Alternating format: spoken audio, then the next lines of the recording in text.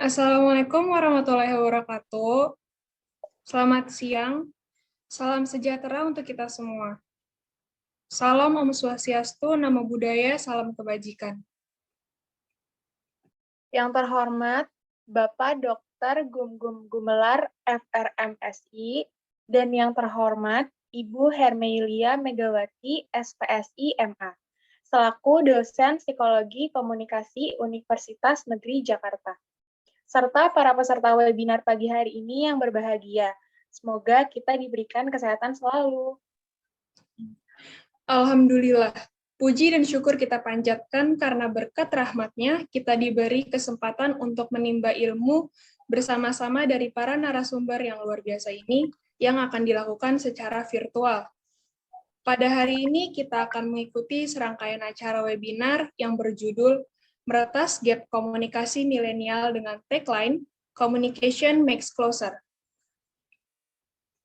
Selamat pagi teman-teman semuanya, selamat bergabung dalam acara webinar hari ini. Gimana nih teman-teman hari ini kabarnya? Semoga sehat selalu ya. Amin, semoga semuanya sehat selalu ya. Kalau Kak Farin sendiri gimana nih kabarnya? Alhamdulillah aku sehat. Kalau Kak Dila sendiri gimana nih? Alhamdulillah aku juga sehat. Oh iya, kita belum kenalan nih. Kenalin ya teman-teman, nama aku Dilaila. Kalau nama aku Farah Intan, tapi biasa dipanggil Farin. Jadi di sini kita bakal nemenin kalian sampai acara ini selesai. Jadi jangan bosan ya. Oh ya, jangan lupa teman-teman buat isi absen kehadiran ya. Buat linknya kalian bisa cek di kolom chat box atau grup WhatsApp-nya ya. Jangan lupa absen teman-teman. Sebelumnya nih, kita pengen tahu dari mana aja sih teman-teman yang udah gabung di Zoom hari ini. Boleh dong absen di daerah mana aja, ditulis ya nama daerahnya di chat box. Ayo ditulis. Dari mana aja nih teman-teman? Wah, Ada yang dari Depok, dari Bogor, jauh-jauh dari Jogja. ini Jauh-jauh, Tangerang juga. iya. Wah, dari Papua loh, Kak. Wow. Lumayan jauh ya berarti ya. Oh, ada yang dari Aceh juga.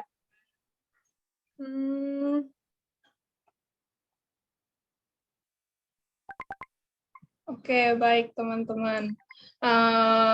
Lagi ada kesibukan apa aja nih selama PKM? Boleh dong ditulis juga di kolom chat box-nya. Katanya juga PPKM diperpanjang kan ya? Iya nih, PPKM diperpanjang jadi sampai akhir Juli. Iya, benar.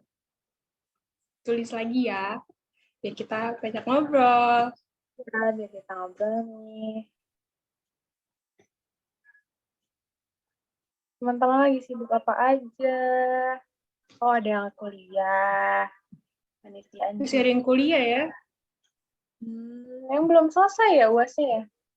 Oh, ada yang sibuk ke drakor juga. Ada yang sibuk fangirling juga loh, Kak, ternyata. Oh, iya. Iya, pokoknya tetap di rumah aja ya semuanya ya. Waktu yang di rumah aja. Kalau Kak Dila gimana nih? Kesibukannya apa aja sih? Kalau aku kesibukannya sih nonton ya, nggak beda jauh sih mungkin sama teman-teman semua yang ada tadi di kolom chat. Nonton drakor juga sih, terus sama sibuk sama kucing juga, apalagi majikannya udah banyak kan kucingnya.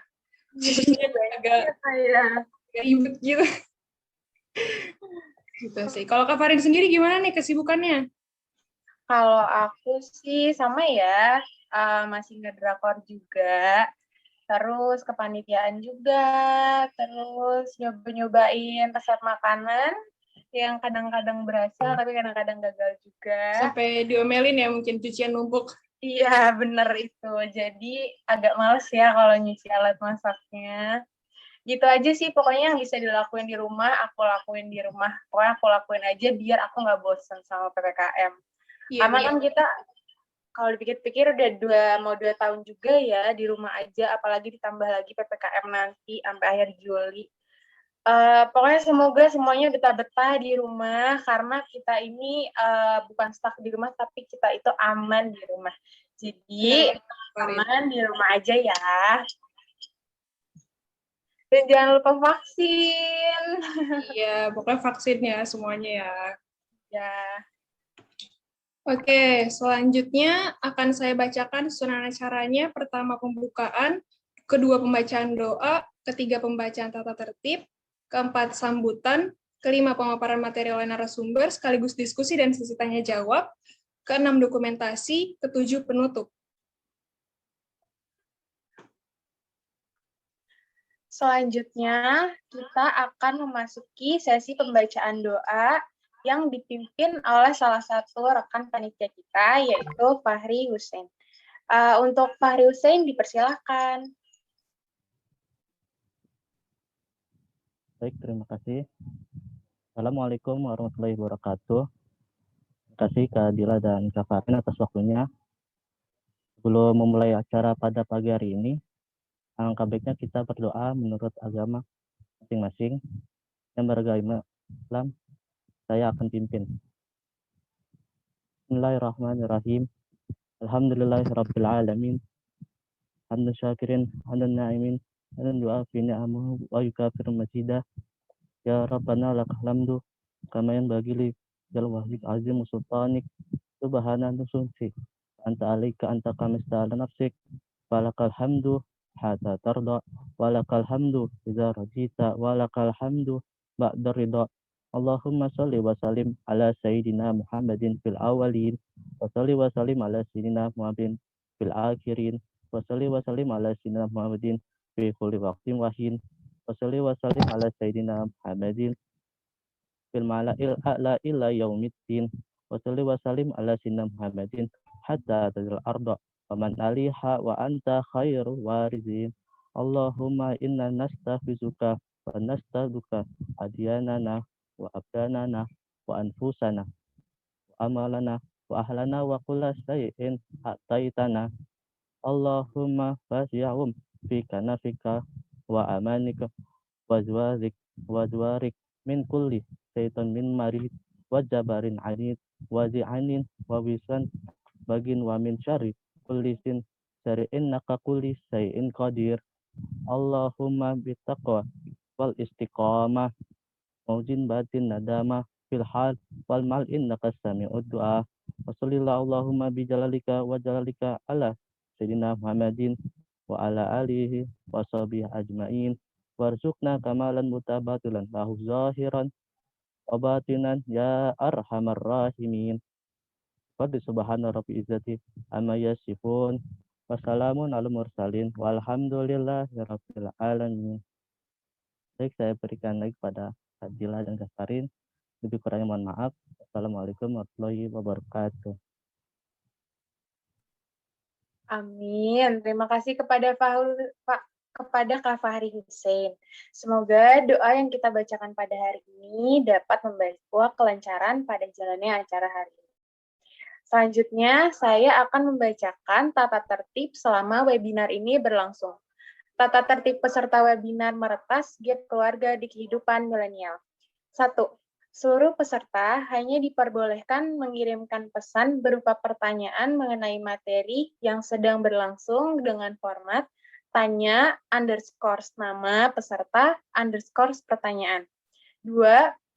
Seluruh peserta diperbolehkan on-cam saat acara berlangsung. Ketiga, seluruh peserta diwajibkan mengisi presensi pada link yang akan diberikan. 4. Seluruh peserta dilarang menggunakan rokok, vape, ataupun obat-obatan terlarang saat acara berlangsung. 5. Seluruh peserta dilarang menyalakan mic dan mengirimkan pesan yang melanggar SARA atau tidak berhubungan dengan materi saat acara berlangsung.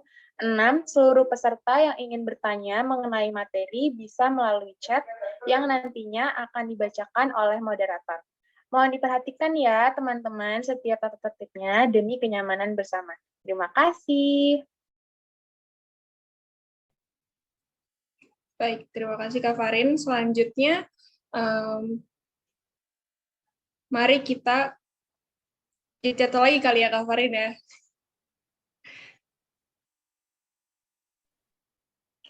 Boleh nih.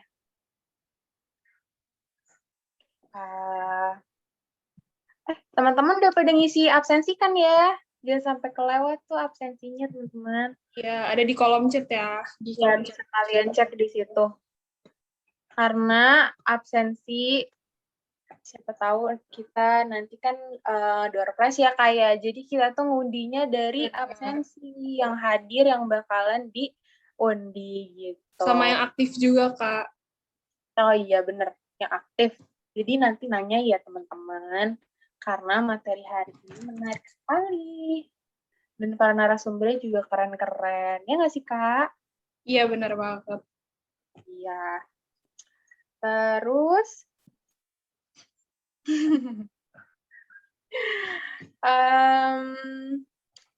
Oke, selanjutnya mungkin kita bisa langsung ke sambutannya aja kali ya, Kak. oke.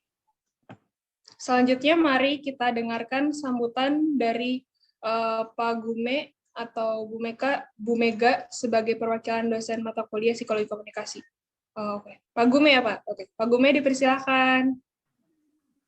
Baik, Assalamualaikum warahmatullahi wabarakatuh. Selamat pagi, salam sejahtera untuk kita semua. Alhamdulillah, puji syukur hari ini kita masih diberikan kesempatan dan kesehatan untuk bisa bergabung di dalam kegiatan webinar yang diselenggarakan dalam rangka pelaksanaan mata kuliah Psikologi Komunikasi. Untuk kelompok ini, temanya menarik, yaitu meretas gap komunikasi milenial. Memang selama ini komunikasi yang dijalankan oleh orang-orang milenial kadang-kadang sulit untuk ditangkap juga oleh orang-orang yang hidup di zaman kolonial gitu ya. Jadi memang perlu bagaimana caranya kita bisa membangun jembatan sehingga komunikasi yang dibangun menjadi tetap ideal, saling dipahami, saling mengerti sehingga tidak terjadi miskomunikasi. Apalagi di zaman saat ini di mana berita hoax dan yang lainnya itu sangat mudah tersebar, sehingga dengan adanya webinar ini saya berharap bahwa komunikasi di antar kita bisa berjalan dengan baik. Mungkin itu saja dari saya, dan mohon maaf saya tidak bisa ikut lanjut untuk kegiatan webinar ini sampai penuh karena di depan saya ini sebenarnya ada 3 komputer yang menyala sehingga saya tidak bisa ikut lanjut ke kegiatan ini. Tapi saya berharap kegiatan ini memberikan manfaat buat kita semua, khususnya buat teman-teman yang hadir di acara webinar ini. Demikian dari saya. Terima kasih. Assalamualaikum warahmatullahi wabarakatuh. Waalaikumsalam warahmatullahi wabarakatuh. Terima kasih Pak Gume atas waktunya. Baik, selanjutnya mari kita dengarkan sambutan dari Ketua Pelaksana, yaitu Bang Rahman. Bang Rahman, dipersilakan. Baik, terima kasih MC. Assalamualaikum warahmatullahi wabarakatuh. Selamat pagi, salam sejahtera bagi kita semua. Puji dan syukur kita panjatkan kepada Tuhan Yang Maha Esa atas berkat dan karunia-Nya, sehingga pada hari ini kita masih bisa diberikan kesehatan untuk dapat mengikuti webinar ini. Selamat datang kami ucapkan pada seluruh peserta webinar yang hadir. Saya ucapkan terima kasih juga atas kehadiran kawan-kawan di webinar ini. Jadi, seperti yang sudah diketahui, webinar ini berjudul Meretas Gap Komunikasi Milenial dengan tema penguatan peran keluarga di era milenial. Jadi, bisa dibilang itu keluarga adalah hal yang secara fisik hampir dimiliki semua orang. Tapi berbeda dengan hal fisik gitu. Kedekatan mental, terutama dengan keluarga ya, itu merupakan hal yang harus dibangun lewat komunikasi dan interaksi terus-menerus. Nah, seiring pesatnya perkembangan teknologi dan juga semakin mudahnya akses kita kepada komunikasi melalui media sosial, justru malah menciptakan sebuah gap gitu. Gap komunikasi antara anak milenial dengan orang tuanya atau juga keluarganya. Tentu ini adalah salah satu masalah yang kita hadapi gitu. Dan lewat webinar kali ini juga kita akan berusaha gitu, seperti kata judul, meretas gap komunikasi yang ada antara milenial dan keluarganya. Nah, dengan hadirnya kedua pembicara dan moderator, diharapkan kita dapat setidaknya menjadi tahu gitu mengenai masalah yang kita hadapi saat ini gitu. Karena bisa dikatakan gitu, pada hakikatnya keluarga lah yang merupakan tempat kita bermula gitu. Dan barangkali menjadi kawan terakhir kita bila kita merasa kesepian sekalipun. Nah, jadi mungkin seperti kata pepatah yang mengatakan bahwa pengetahuan adalah kekuatan. Mengetahui adalah langkah pertama kita gitu sebelum kita bisa melakukan suatu hal untuk menyelesaikan masalah-masalah yang ada. Nah, jadi dengan mengetahui suatu hal itu berarti lebih mungkin bagi kita untuk mengatasi masalah tersebut gitu. Jauh lebih mungkin dibandingkan dengan istilahnya berusaha meraba-raba gitu. Meraba-raba berusaha mengatasi masalah yang bahkan kita ketahui saja kan enggak gitu. Mungkin itu saja yang bisa saya sampaikan. Saya pribadi sebagai ketua panitia ingin mengucapkan terima kasih banyak kepada seluruh pihak yang telah mendukung acara ini. Mohon maaf juga apabila dalam berjalannya acara terdapat hal-hal yang kurang berkenan di hati kawan-kawan. Nah, semoga kawan-kawan yang mengikuti webinar ini bisa mengambil manfaat sebanyak-banyaknya dari kegiatan ini. Akhir kata, wassalamualaikum warahmatullahi wabarakatuh. Waalaikumsalam warahmatullahi wabarakatuh. Terima kasih banyak Bang Rahman atas waktunya. Oke, mungkin sebelum kita nanti masuk ke materi nih ya, kita mau ngadain games kecil-kecilan dulu nih. Nantinya biar lebih semangat lagi nih buat dengerin materi dari para narasumber yang bakal disediain nantinya. Jadi nanti caranya, kita bakal ngasih beberapa statement atau pernyataan ke kalian, dan kalian tinggal jawab benar atau salah di kolom chat box ya. Gampang banget kan? Yuk main. Tapi sebelumnya teman-teman harus on cam dulu dong. Ya. Baik Pak Gume, terima kasih. Yuk teman-teman peserta on cam. Yang bisa on cam, dimohon on cam ya teman-teman. Ya.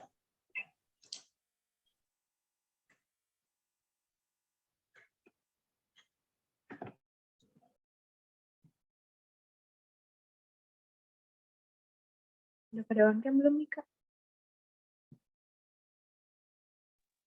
Oke, ini games-nya sudah ditayangkan. Yuk kita main games. Yuk. Oke, jadi nanti jawabnya di kolom chat box-nya ya, teman-teman semuanya. Lanjut, Kak Fahri.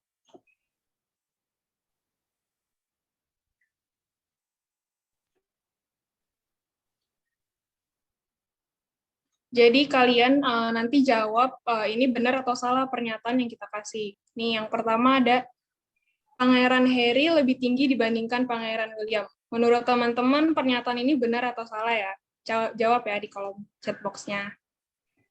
Kita tunggu berapa detik nih Kak? 10 detik ya? Ya, 15 detik. Nanti bakal dapat door prize yang aktif. Tenang aja guys, ini pasti ada door prize ya. Tidak usah khawatir.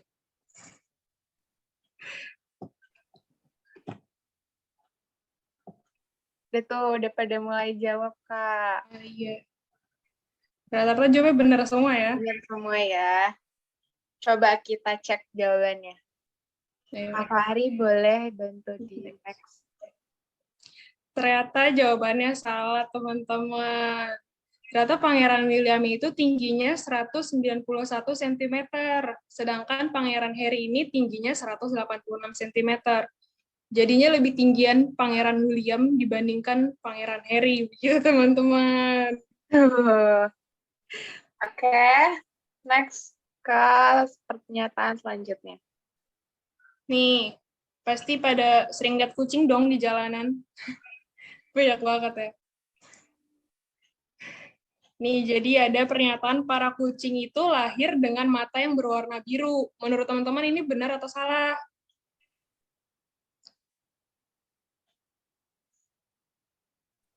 Ada yang bilang salah, ada yang bilang benar nih. Kata siapa ya? Aprilia Ayu salah. Iya, dari Tania benar. Kira-kira benar apa salah ya? Kata Chandrina benar, kata Tabita benar, tapi rata-rata bilang sih benar. Iya, bilang bener semua ya rata-rata ya.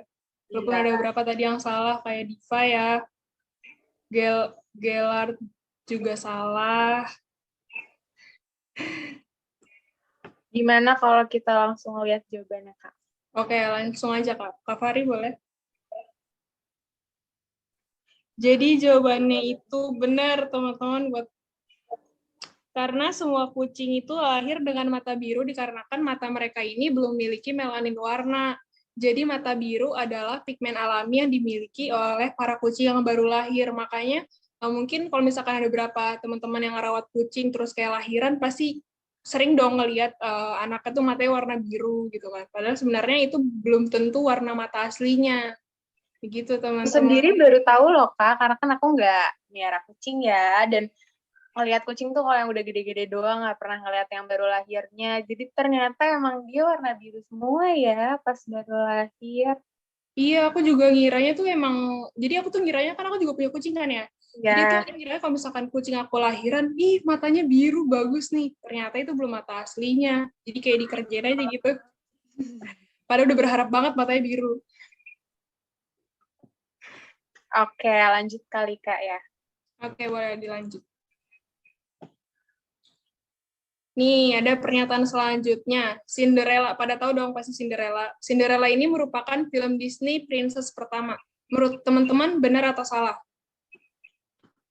Wah, ada dari Titis, benar. Tabita, Audi salah. Raisya salah. salah. Tuh.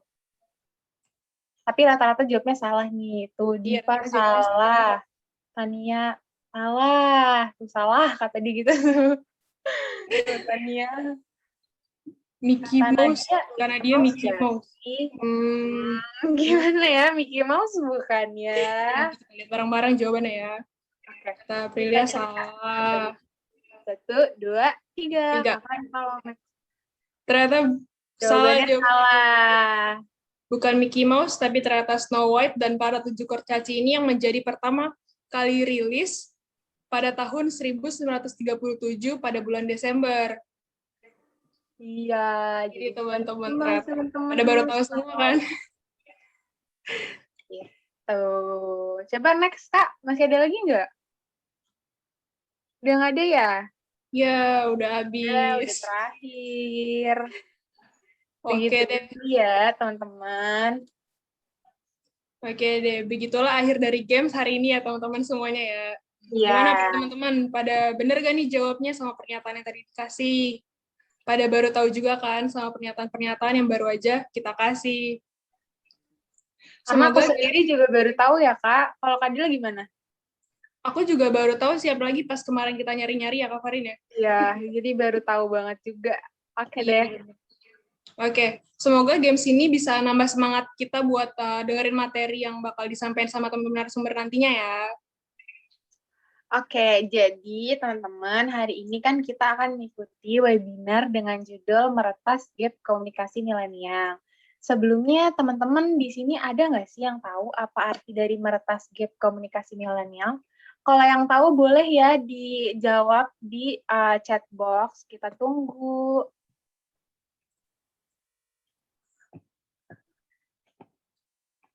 Ayo, ada yang tahu nggak? Kalau nggak tahu nggak apa-apa, bilang aja nggak tahu. Iya. Tunggu ya jawabannya. Belum tahu nih. Belum pada tahu, Kak, ternyata. Pada tahu ya ternyata ya. Oh, jadi karena kalian belum pada tahu, di sini Kadila bakal nambahin sedikit ngejelasin tentang judul kita hari ini. Silakan Kadila. Oke, makasih Kak Farin. Jadi, meretas itu sama aja artinya dengan memutus. Sedangkan gap itu artinya jarak, celah, atau selisih. Nah, meretas gap itu artinya kita mencoba mencari tahu apa sih jarak dari komunikasi milenial itu. Nah, ternyata mereka memiliki kesulitan dalam menjaga komunikasi dengan keluarganya. Masalah yang biasa kita temuin yaitu adanya jarak atau gap antara milenial dengan keluarga dikarenakan komunikasi yang tidak berjalan dengan semestinya. Yang artinya nih teman-teman, kita mempunyai misi yaitu menghapus jarak antara milenial dengan keluarga. Inilah kenapa judul webinar hari ini Meretas Gap Komunikasi Milenial. Gimana nih teman-teman? Udah pada paham kan? Udah pada tahu nih sekarang maksud dari judul kita hari ini. Oh iya teman-teman, pokoknya ikutin terus acara ini sampai akhir ya, karena nanti bakal ada door prize. Ini beneran dikasih door prize loh, nggak bohong-bohong. Iya. Lumayan deh buat beli kuota ya, Kak? Iya benar banget, lumayan banget ya buat internetan, apalagi PPKM gini kan. Iya benar. Pokoknya aktif, pokoknya stay tune terus deh sampai akhir acara ya teman-teman. Sebelum memasuki pemaparan materi, aku akan membacakan peraturan pertanyaan untuk sesi tanya-jawab nanti. Peraturan sesi tanya-jawab. Pertanyaan terbagi menjadi 2, yaitu pertanyaan yang berasal dari list di grup WhatsApp peserta dan pertanyaan yang dikirim langsung pada chat box Zoom. Yang kedua, narasumber akan menjawab terlebih dahulu pertanyaan yang telah di-list pada grup peserta, kemudian setelahnya baru akan menjawab pertanyaan yang ada di chat box. Yang ketiga, pertanyaan yang akan dijawab dari list grup peserta yaitu sebanyak maksimal 2 pertanyaan dan dari chat box sebanyak maksimal 2 pertanyaan. Keempat, peserta yang ingin bertanya melalui chat box Zoom diperbolehkan mengirimkan pertanyaannya sejak penjelasan materi dimulai dengan menggunakan format tanya _ nama peserta _ pertanyaan. Kelima, setelah narasumber menjawab pertanyaan, peserta yang bersangkutan dipersilakan untuk merespon jawabannya yang telah diberikan. Nomor 6, pertanyaan tidak diperbolehkan mengandung unsur sara, melecehkan, atau bermuatan negatif. Tolong diperhatikan ya, teman-teman. Selanjutnya, pemaparan materi yang akan dimoderatori oleh Kak Diva Anissa Yasmin. Sebelumnya, Kak Dila akan membacakan CV moderator yang akan memimpin acara ini. Silakan, Kak Dila. Oke, baik. Terima kasih, Kak Farin. Sambil menunggu teman-teman. Oke, udah keluar. Berikut akan saya bacakan CV moderator yang akan memandu jalannya penyampaian materi pada hari ini, yaitu Diva Anissa Yasmin, biasa dipanggil Kak Diva. Kak Diva merupakan seorang mahasiswi dari Universitas Negeri Jakarta, jurusan Pendidikan Psikologi dari tahun 2019 hingga sekarang. Kak Diva memiliki pengalaman sebagai freelancer pengawas ujian pada tahun 2018 hingga 2020 di Kalbis Institute. Penghargaan yang dimiliki oleh Kak Diva ialah sebagai peserta unggul Digital Bootcamp Ruang Guru pada tahun 2018. Kak Diva juga merupakan orang yang persuasif, juga memiliki keterampilan dalam membagi waktu serta dapat menggunakan Microsoft dan Google Futures. Kak Diva memiliki minat dalam membaca dan melakukan seni dekoratif.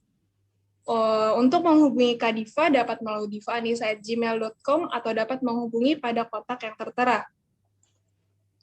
Baik, sebelum materi dimulai, para peserta yang memiliki pertanyaan dipersilahkan untuk mengirim pertanyaan di chat box atau kolom komentar yang nantinya akan dijawab setelah pemaparan materi selesai.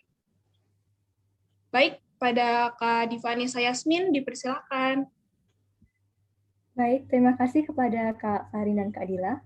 Halo, selamat pagi. Selanjutnya, aku, Diva Anissa, selaku moderator kita pada hari ini, akan membacakan CV pemateri kita pada hari ini. Dimulai dari pemateri pertama. Dimulai dari CV materi pertama kita pada hari ini, Muhammad Helmi Muzaki, atau dikenal juga sebagai Bang Helmi, merupakan seorang mahasiswa psikologi di Universitas Negeri Jakarta. Bang Helmi merupakan individu yang memiliki ketertarikan dalam bidang komputer, bahasa Jepang, dan fenomena psikologis. Kemampuan Bang Helmi antara lain adalah video editing, Photoshop, computer features, dan Android features. Bang Helmi memiliki pengalaman sebagai editor video psikoedukasi dan pengoperasian program Sony Vegas 13. Bang Helmi dapat dihubungi melalui helmi32123@gmail.com atau di kontak yang tertera. Ya, mari kita berkenalan dengan Bang Helmi. Halo. Ya, halo Bang Helmi, selamat pagi. Selamat pagi. Ya, bagaimana kabarnya Bang Helmi? Alhamdulillah baik. Gimana kabar Kak Diva? Baik, alhamdulillah.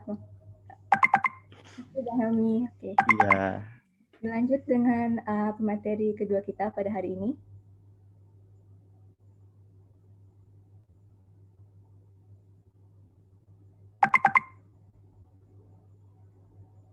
Ya, materi kita pada hari ini yang kedua yaitu Pramudia Ardya Garini Nugroho atau dikenal juga sebagai Kak Aya.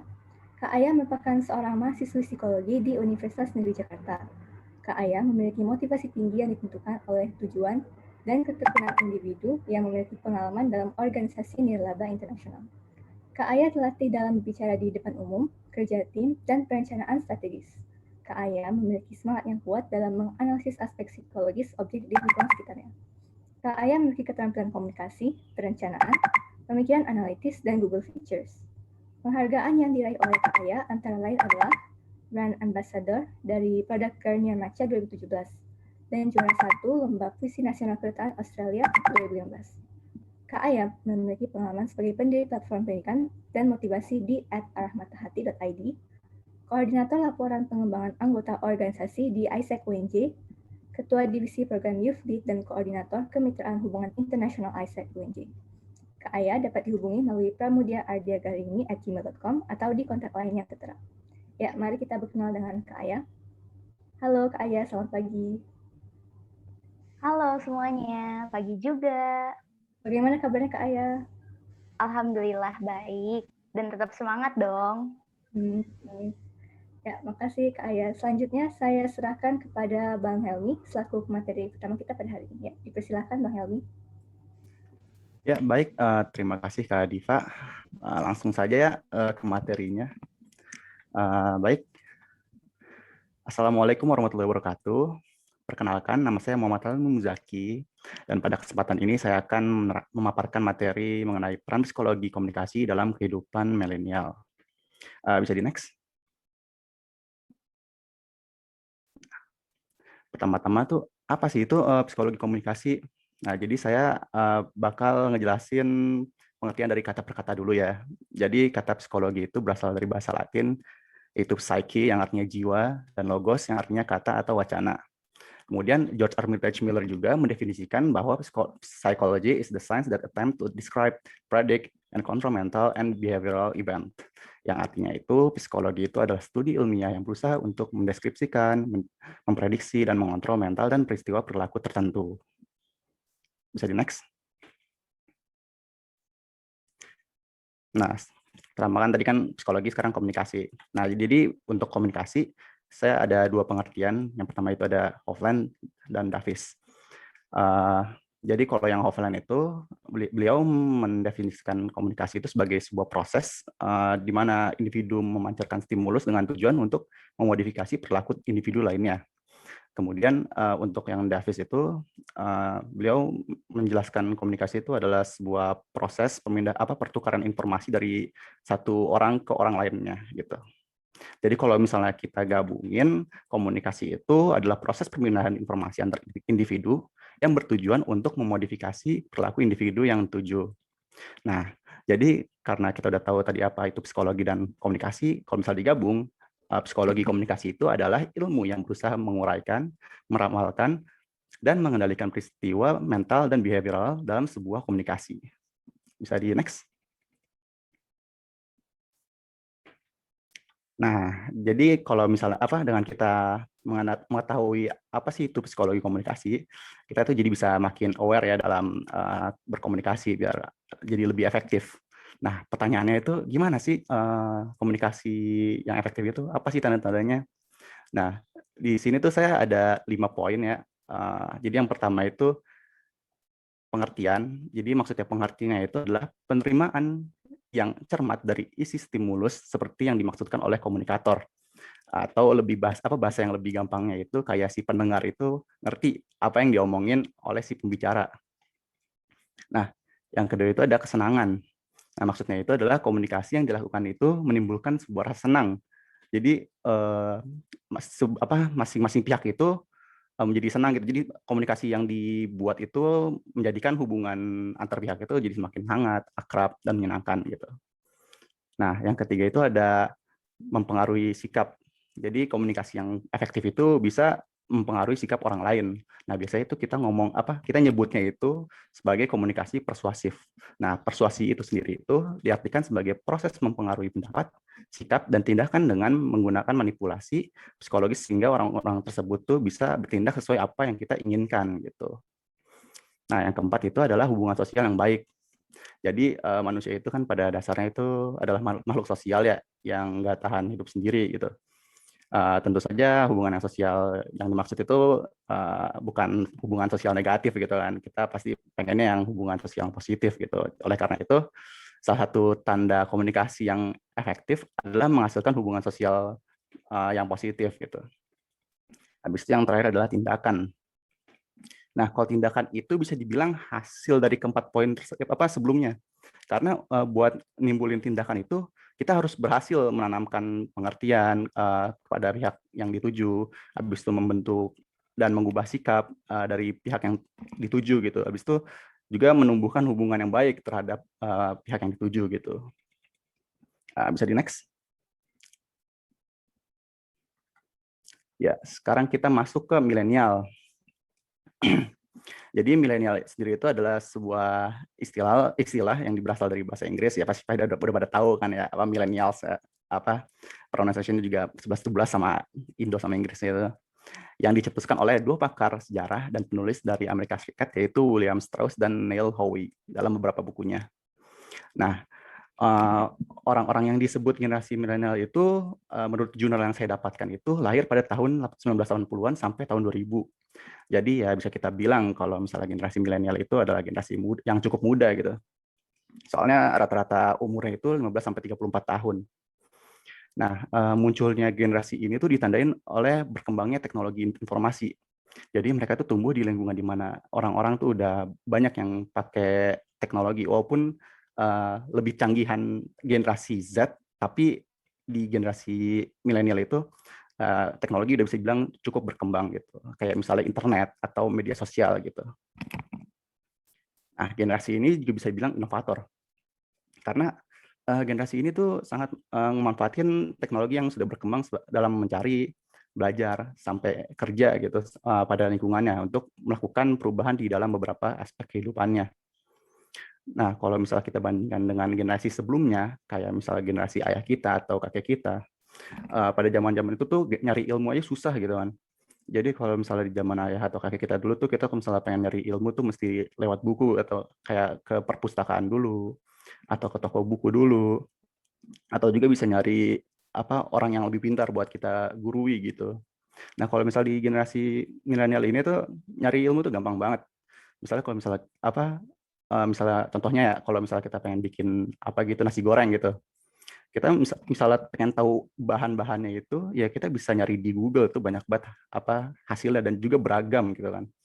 Kalau misalnya kita mau tahu tutorial masaknya juga bisa di search di YouTube kan, gimana sih cara masaknya gitu kan, itu juga bakal banyak itu cara masak itu beragam banget gitu. Nah, generasi milenial ini juga pandai bersosialisasi, terutama dalam komunitas yang diikuti. Dengan dibekali teknologi yang canggih, mereka itu bisa bersosialisasi dengan mudah melalui media sosial gitu. Soalnya misalnya di media sosial itu nyari stranger gitu buat diajakin kenalan tuh gampang banget. Apalagi kalau misalnya nyari stranger yang punya hobi yang sama kita gitu kan. Kayak misalnya contohnya kita tuh hobinya itu demen reptil gitu kan. Ya udah kita misalnya pengen nyari stranger yang demen reptil juga, tinggal buka Facebook. Habis itu kalau misalnya di Facebook tuh ada search bar-nya itu, tinggal di search aja kayak grup pecinta reptil Indonesia gitu. Ya udah di situ bakal ketemu banyak banget pastinya. Nah, habis itu kita cari aja yang rame gitu atau yang aktif banget gitu. Habis itu kita tinggal join. Habis itu ya udah kita bisa langsung kenalan sama orang-orang yang demen reptil sama kita gitu. Habis itu generasi milenial itu adalah generasi yang kreatif. Mereka itu bisa dibilang lebih kreatif ya menurut saya dibandingkan generasi sebelumnya. Soalnya ada internet. Nah, internet itu internet itu ngasih mereka referensi dari berbagai penjuru dunia itu. Mereka benar-benar ngefasilitasin banget gitu. Nah, kita ambil contoh gampangnya itu YouTube lah. Kita misalnya mau bikin konten di YouTube, misalnya kita bingung pengen bikin apa, ya udah kita bisa tinggal nyari video-video orang di luar kayak di LA atau LA US apa maksudnya atau enggak di Eropa sana gitu buat kita bikin versi kita sendiri gitu, kita ubah kayak kita ATM, amati tiru modifikasi gitu. Contohnya kayak misalnya kalian tahu tuh channel Indonesia yang namanya Kok Bisa. Nah itu Kok Bisa itu punya konsep yang mirip banget sama channel luar namanya Kurlgezard. Cuman yang bedanya itu pendekatan ilmunya aja. Soalnya kalau pada dasarnya itu mereka berdua itu adalah channel yang ngesajiin ilmu pengetahuan umum dengan bentuk animasi gitu yang unik, yang lucu gitu. Nah, cuman ya bedanya itu ya itu pendekatan ilmunya gitu. Kalau misalnya Kok Bisa itu lebih ke Indonesia banget pendekatannya. Kalau misalnya Kurlgezard itu lebih ke internasional gitu. Nah, habis itu generasi milenial ini juga nggak sungkan ya buat debat di depan publik gitu. Soalnya mereka punya bekal pengetahuan yang didapat secara gratis lewat internet. Gitu. Mereka punya pemikiran yang cukup luas ya. Soalnya atau nggak kalau misalnya orang zaman sekarang tuh bilangnya open minded gitu kan. Kalau misalnya jadi misalnya ada yang sesuatu yang menurut dia kurang tepat atau ada yang salah gitu, dia pasti bakal berargumen gitu. Terus kalau contohnya contoh paling gampangnya itu Twitter. Jadi kalau misalnya kita pengen nyari orang ngadu argumen tuh tinggal cari aja di trending in Indonesia, bisa kan di Twitter tuh ada tuh trendingnya kan. Tinggal cari thread-thread yang lagi rame, ya udah itu di situ banyak banget orang debat di situ kan. Bisa di next.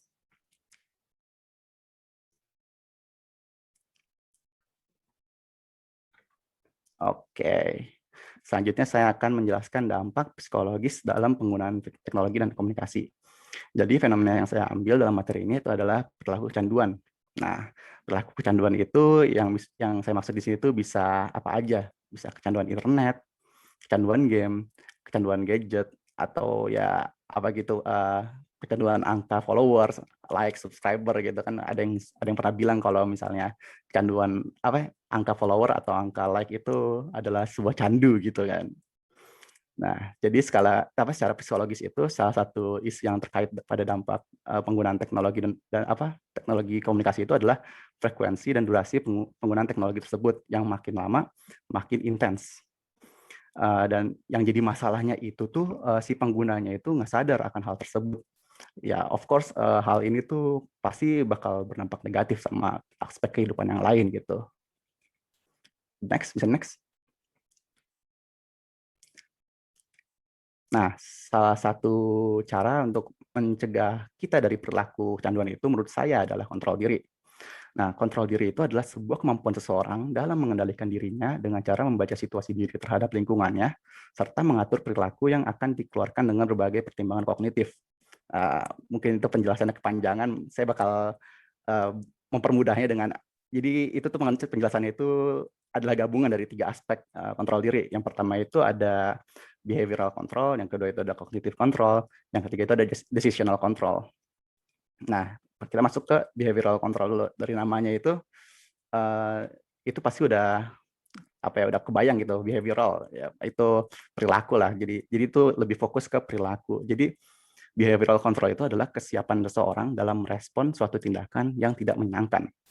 Nah, jadi behavioral control juga itu dibagi 2. Pertama itu ada regulated administration sama stimulus modifiability. Nah, regulated administration itu adalah kemampuan seseorang dalam mengendalikan keadaan yang ada di dalam dirinya atau di luar dirinya. Jadinya si orang tersebut itu bisa jadi tahu tempat gitu, atau bahasa gaulnya itu know his place lah misalnya. Nah, kalau misalnya stimulus modifiability itu adalah kemampuan seseorang dalam merespon stimulus atau rangsangan yang ia hadapi.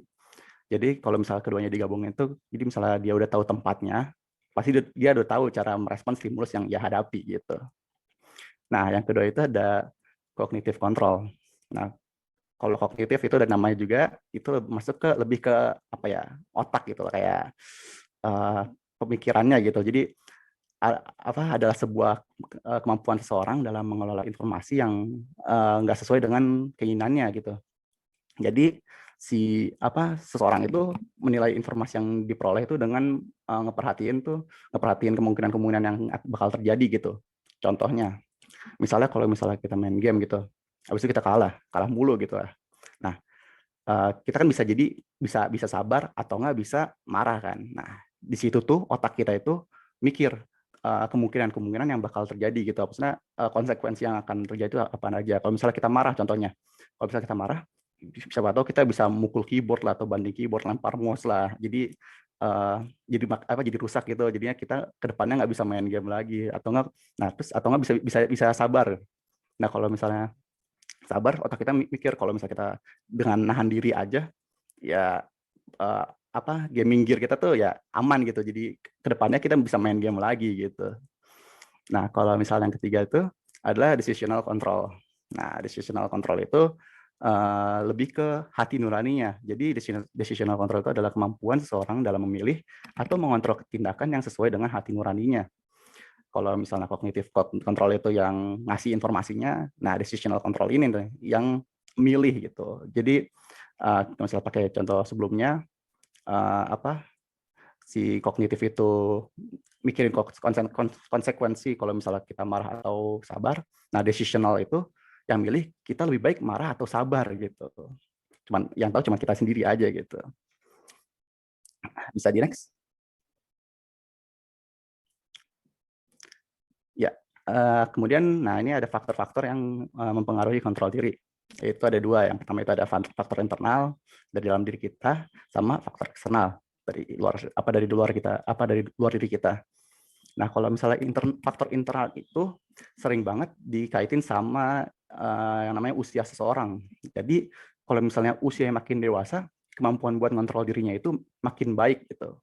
Nah, kalau misalnya faktor eksternal itu ya seperti sebelumnya yang saya omongin itu asal dari luar diri kita, kayak misalnya kayak lingkungan keluarga, lingkungan pergaulan, apalagi tongkrongan gitu kan. Habis itu kayak ya lingkungan masyarakat dan yang dia ada di rumah atau di sekolah dan lain-lainnya lah. Nah, dari berbagai macam faktor eksternal itu yang paling penting itu adalah lingkungan keluarga. Soalnya lingkungan keluarga itu adalah lingkungan pertama sekaligus terpenting bagi seseorang dalam mengembangkan kontrol diri waktu dia masih kecil gitu. Jadi orang tua itu punya peran penting banget dalam mengontrol kehidupan anaknya. Kalau misalnya si orang tuanya itu udah ngedidik anaknya kayak sikap disiplin, habis itu berpikir positif, sama konsisten dalam segala hal tuh, jadi sikap-sikap tersebut tuh jadi contoh kontrol diri itu yang buat anaknya dari kecil sampai dewasa gitu. Bisa di next? Baik, kayaknya kira-kira segitu saja materi yang bisa saya sampaikan. Mohon maaf jika ada kesalahan dalam penyampaian maupun isi materi. Sekian dari saya. Wassalamualaikum warahmatullahi wabarakatuh.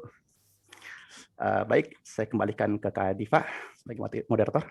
Ya, Waalaikumsalam warahmatullahi wabarakatuh. Terima kasih Bang Helmi atas penyampaian materi yang sungguh menarik dan tentunya sangat bermanfaat bagi kita semua. Selanjutnya, saya serahkan kepada Kak Aya selaku materi kedua kita pada hari ini. Ya, silakan Kak Aya.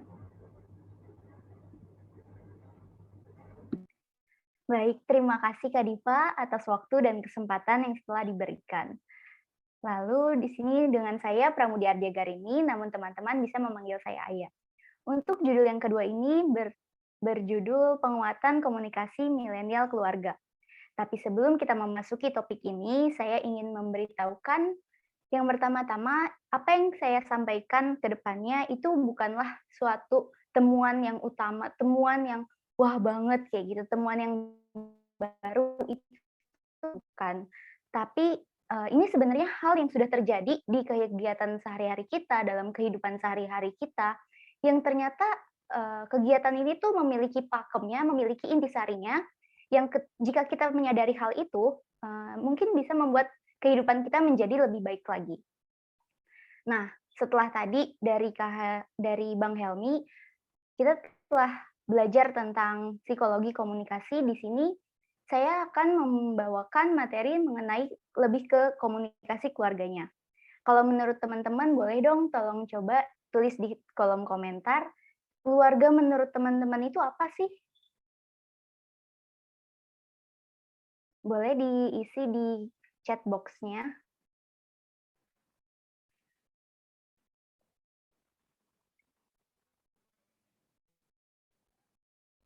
Orang terdekat.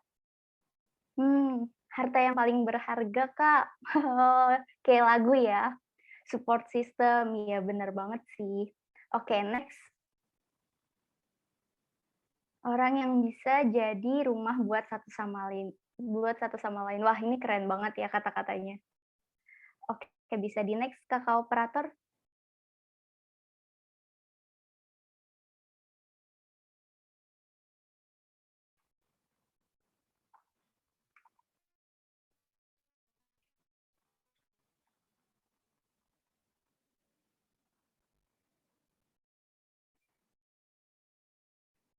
Ya, sambil kita menunggu dari kakak operator, kita baca-baca dulu dari chat box ini. Ada lagi nih yang komen dari Tabita Putri.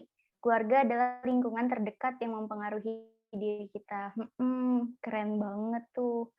Keluarga itu unit terkecil dari masyarakat. Betul, betul, betul. Jawaban dari teman-teman ini tuh sebenarnya nggak ada yang salah. Dan itu keren banget, teman-teman. Dari kata-katanya tuh kayak rumah satu sama lain, bisa jadi support system, kebersamaan, dan keberhargaan. Itu tuh kata-kata kunci sebenarnya ya, untuk menjawab dari pertanyaan yang sebelumnya.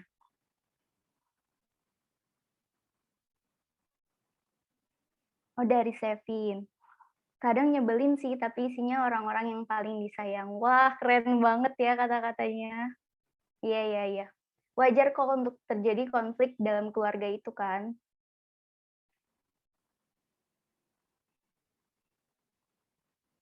Mana nih kakak operatornya?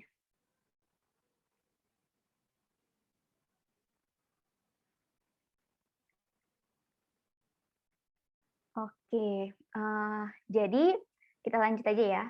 Keluarga itu dari yang sudah disebutkan sama teman-teman itu nggak ada yang salah.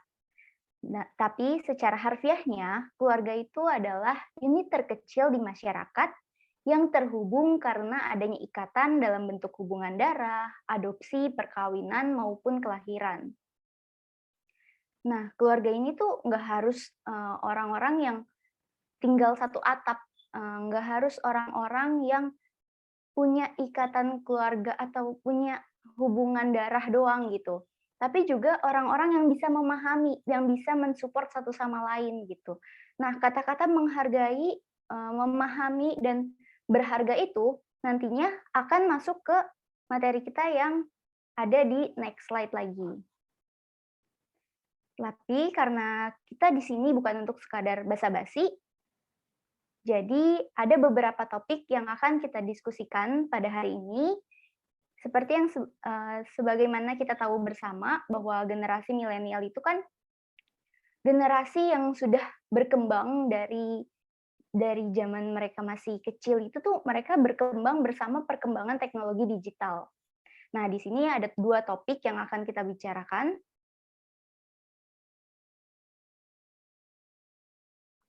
Dua topik itu ada mengenal pola komunikasi orang tua ke anak, juga strateginya apa sih setelah kita mengetahui pola itu gitu. Jadi kalau misalnya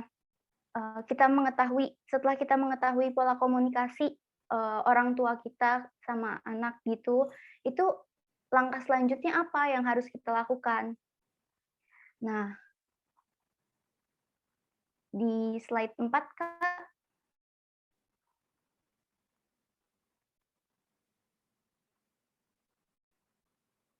Slide 4-nya.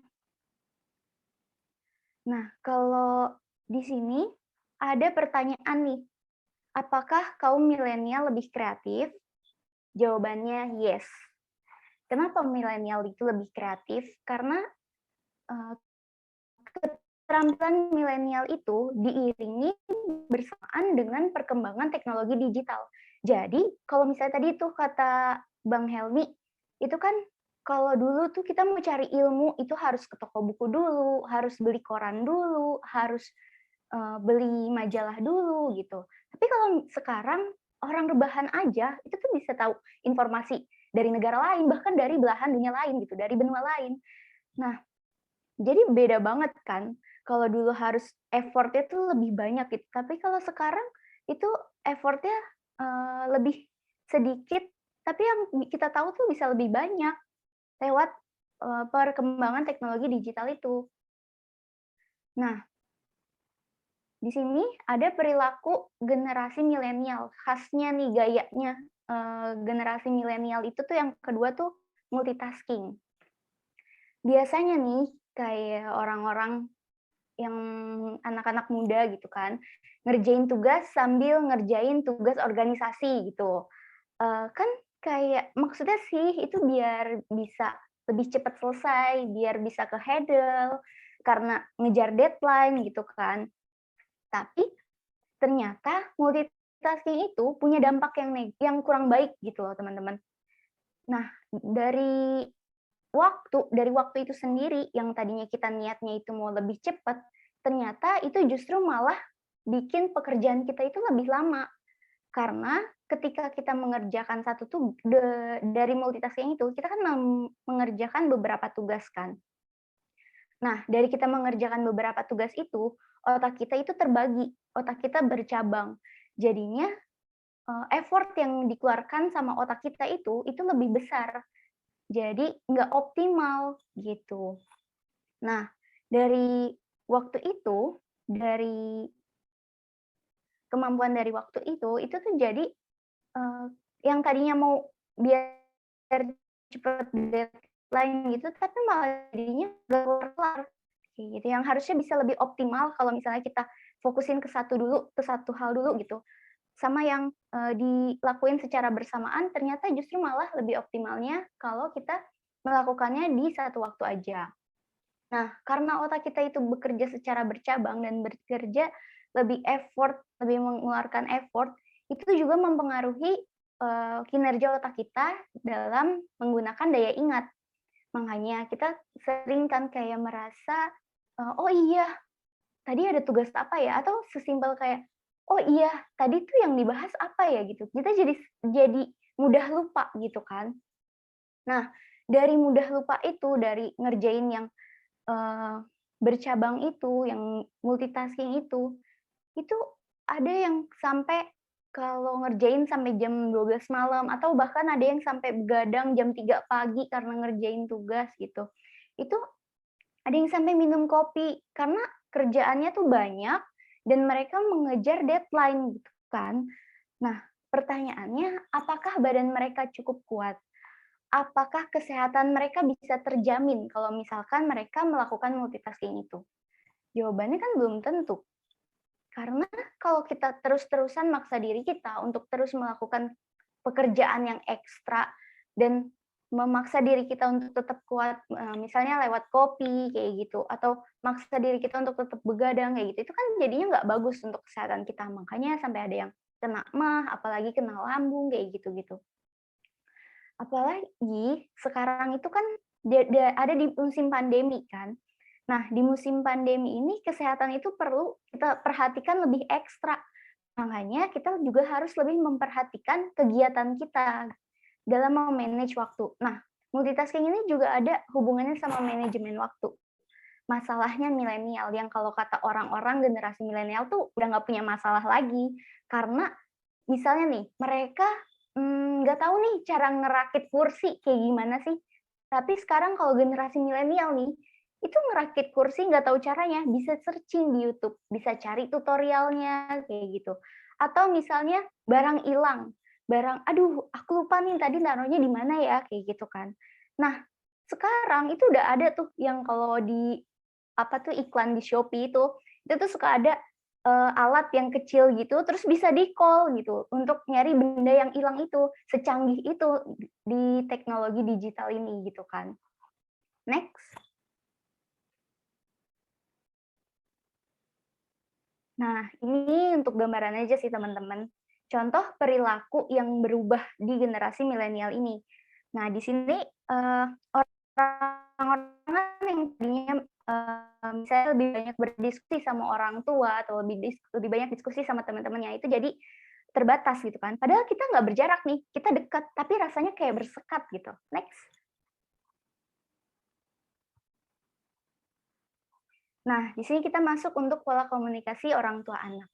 Tapi di sini ada disclaimer teman-teman.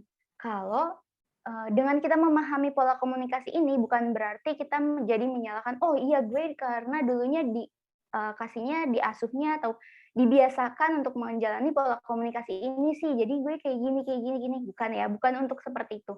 Tujuan kita mempelajari pola komunikasi ini untuk kita tuh bisa introspeksi diri, oh ternyata yang lebih baik itu pola komunikasi ini loh, kayak gitu. Karena orang tua itu pasti pengen yang terbaik untuk anak-anaknya kan. Dan di sini nggak ada pola komunikasi yang salah atau yang benar, tapi mana yang paling baik aja gitu. Sama kayak anak yang nggak mau dibandingin sama rumput tetangga sebelah gitu kan. Begitu juga orang tua, mereka pasti nggak suka gitu, nggak nyaman gitu, untuk dibanding-bandingkan sama orang tua lain. Next. Di sini di pola komunikasi ini ada 3 teman-teman. Ada pola otoriter, pola demokratis, sama pola permisif. Nah, di pola otoriter ini, ciri khususnya itu orang tuanya memiliki peraturan yang ketat dan memiliki komunikasi satu arah. Maksudnya komunikasi satu arah di sini, orang tua itu nggak pedulin sama pendapatnya anak gitu. Menurut mereka kalau misalnya anaknya itu salah atau pendapat anak itu berbeda sama orang tua, itu ya udah anak itu salah, seperti itu. Nah, kayak kalau kata orang tuh kan kalau peraturan nomor 1 perempuan selalu benar. Kalau perempuan itu salah, balik lagi ke peraturan nomor 1 kayak gitu kan. Nah, mirip lah sama teori yang ini. Next. Yang kedua itu ada pola demokratis. Nah, pola demokratis ini pola yang paling baik.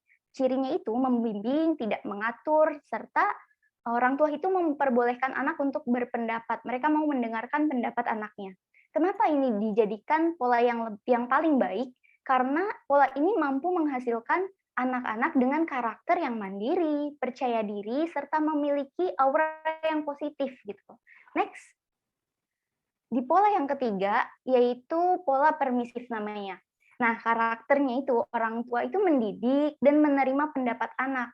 Tapi ketika anak itu mengalami masalah, orang tua cenderung pasif dan dalam menghadapi masalah. Jadi maksudnya di sini tuh ketika orang tuanya anaknya itu punya pendapat yang berbeda, misalnya anaknya nggak mau kayak gini gitu. Ya udah orang tuanya menerima pendapat itu, tapi orang tua membiarkan anak itu melakukan apa aja terserah anak itu kayak gitu. Hal itu sebenarnya nggak salah, tapi ini bukan pola yang paling tepat dalam membangun pola komunikasi di keluarga. Next. Nah, selanjutnya kita memasuki ke strategi nih teman-teman. Strategi dalam membangun komunikasi yang harmonis dengan orang tua dan keluarga. Nah, dalam strategi ini setelah kita tahu nih tadi pola komunikasinya kayak gimana, ini adalah strategi yang harus kita bangunkan. Dalam strategi ini ada 5, yaitu dari keterbukaan, empati, terus ada sikap positif, sifat suportif, juga kesetaraan. Next.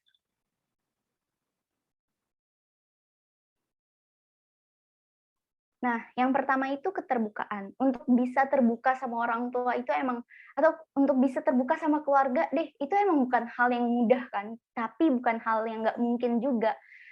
Kita bisa mulai dari hal yang paling kecil aja, kayak misalnya nih, hari ini seru banget deh, mama hari ini seru deh, soalnya tadi aku habis begini, atau ma temen aku lucu banget deh, masa dia kayak gini, atau kayak dari hal yang nanti deh habis selesai ini nih, habis selesai webinar ini kayak, ma tahu nggak sih tadi aku tuh habis selesai webinar, terus tadi temen aku lucu banget, terus atau enggak tadi tuh aku dapat materi tentang ini loh ma, kayak gini, ternyata kayak gini loh, kayak gitu.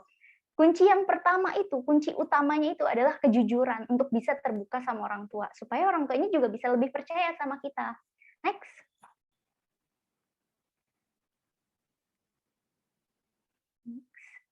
Yang kedua, itu ada empati.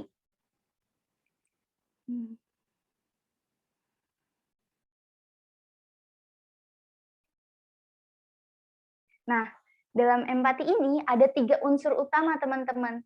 Mulai dari keterlibatan aktif, memberikan sentuhan, sampai memberikan konsentrasi yang terpusat. Jadi maksudnya dalam empati ini, itu bukan cuma tentang gimana sih caranya supaya kita jadi pendengar yang baik, tapi juga gimana caranya supaya kita bisa memahami apa sih atau gimana sih rasanya kalau kita ada di posisi lawan bicara itu. Kita nggak mau kan kalau misalnya lagi ngomong terus dicuekin, atau kita lagi ngomong terus orang yang diajak ngomong tuh malah main HP doang gitu. Atau kalau yang zaman digital ini nih, kita lagi ngomong nih, kita udah ngechat gitu terus di ghosting gitu kan, nggak seru kan kayak gitu, nggak enak gitu, nggak nyaman. Next, itulah di situ empati berperan. Nah, di sini ada yang strategi ketiga. Strategi ketiga ini sikap mendukung. Jadi, dalam sikap mendukung ini, yang pertama itu kuncinya deskriptif, bukan evaluatif. Nah, maksudnya deskriptif itu, kita mampu menggambarkan gimana sih orang itu dalam mengalami masalah itu gitu. Jadi, bukan mengevaluatif, bukan ketika misalnya ada orang yang lagi cerita gitu, kita malah mengevaluasi ceritanya gitu, bukan tentang evaluasinya, tapi tentang menggambarkan masalahnya itu gitu. Terus yang kedua itu spontan, bukan strategis. Maksudnya spontan ini itu terjadi secara ngalir aja gitu, bukan secara yang strategis yang oh kamu harusnya begini, bukan yang seperti itu gitu. Nah, yang ketiga itu profesional. Profesional itu berbeda sama profesional. Maksudnya profesional di sini itu fleksibel gitu loh teman-teman. Kayak misalnya, oh kita emang nih temannya si A gitu kan. Tapi kalau misalnya si A itu salah, ya berarti kita harus tegur. Kalau misalnya si A itu benar, ya berarti kita harus dukung kayak gitu. Bukan berarti kita temannya si A, dia itu salah atau benar, kita terus dukung dia gitu. Itu bukan kayak seperti itu ya teman-teman. Next.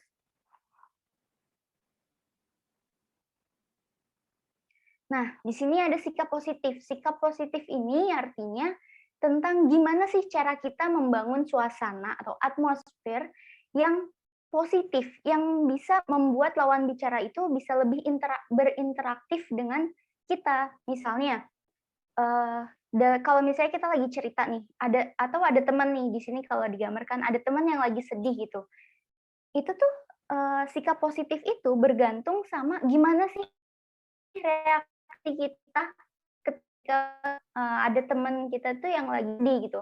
Apakah kita cuman ya udah biarin aja gitu, atau ya udahlah cuekin aja gitu. Kalau misalnya ada adik kita deh, kalau dalam keluarga kan, adik kita lagi nangis gitu, apa kita bakalan ah udah biarin aja nanti dia diem sendiri kok kayak gitu. Nah, hal itu tuh yang harusnya kita benahi sedikit gitu loh. Mulai dari kayak kenapa nangis ditanya dulu gitu. Jadi tentang gimana sih cara untuk membangun sikap dan reaksi positif dalam interaksi itu supaya lawan bicaranya bisa lebih interaktif. Next.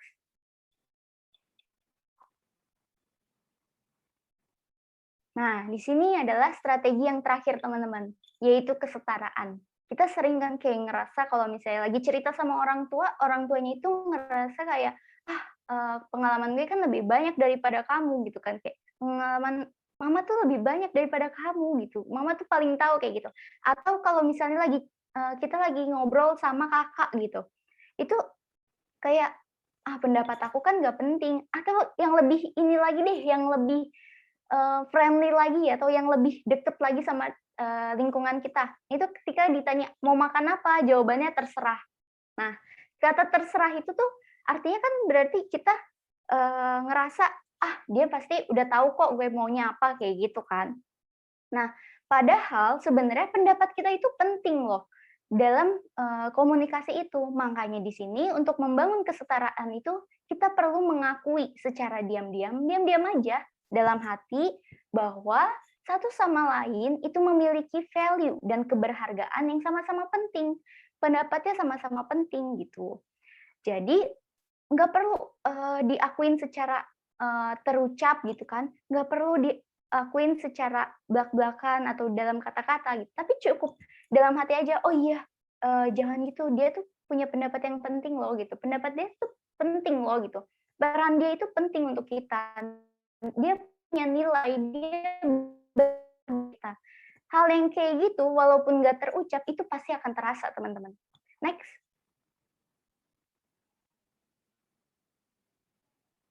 Nah, dari yang sudah kita pelajari tadi nih, mulai dari psikologi komunikasi, dari materinya Bang Helmi tadi, sampai ke tentang komunikasi interpersonal dalam keluarga, itu kita semakin menyadari nggak sih, bahwa nggak semua komunikasi itu bisa didengarkan, nggak semua komunikasi itu dalam bentuk kata-kata atau ucapan yang bisa dikatakan gitu. Ada komunikasi yang tergambar melalui perilaku kita. Makanya kalau kata Peter F. Drucker itu hal yang paling penting dalam komunikasi adalah mendengarkan apa yang tidak dikatakan. Makanya kalau misalnya kita komunikasi nih, meskipun kita komunikasi lewat chat gitu, tapi perilakunya itu, perilaku seseorang dari komunikasi chat itu pasti akan terasa juga sama kita. Seperti itu. Kayak misalnya kalau kita lagi ngobrol terus dicuekin, atau misalnya lagi generasi nunduk gitu loh. Kayak jalan terus nyebrang jalan, kitanya nunduk aja kayak gitu kan. Itu kan kayak komunikasi yang kita tuh sebenarnya nggak ngomong apa-apa gitu, tapi dari situ kita tahu gitu arti dari komunikasi itu gitu. Jadi kalau misalnya kita lagi ngomong terus dicuekin atau lagi ngomong terus kitanya main HP kayak gitu, itu lawan bicara itu akan merasa kalau dia itu diabaikan gitu. Nah, itulah komunikasi yang didengarkan tapi tidak dikatakan. Terima kasih teman-teman. Selanjutnya saya kembalikan kepada moderator untuk Kak Diva. Ya, makasih banyak Kak Aya atas penyampaian materinya yang sungguh menarik sekali. Demikianlah kedua materi yang telah disampaikan oleh Bang Helmi dan Kak Aya. Selanjutnya kami akan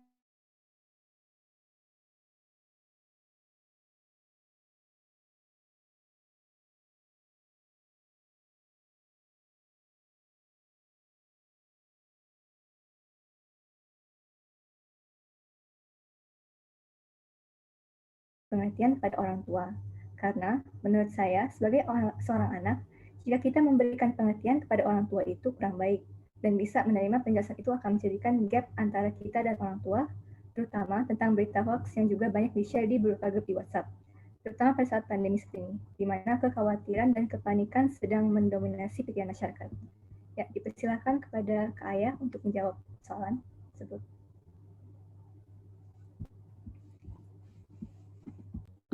Ya, terima kasih kepada Kak Diva yang sudah menyampaikan pertanyaannya, dan juga terima kasih untuk yang sudah bertanya.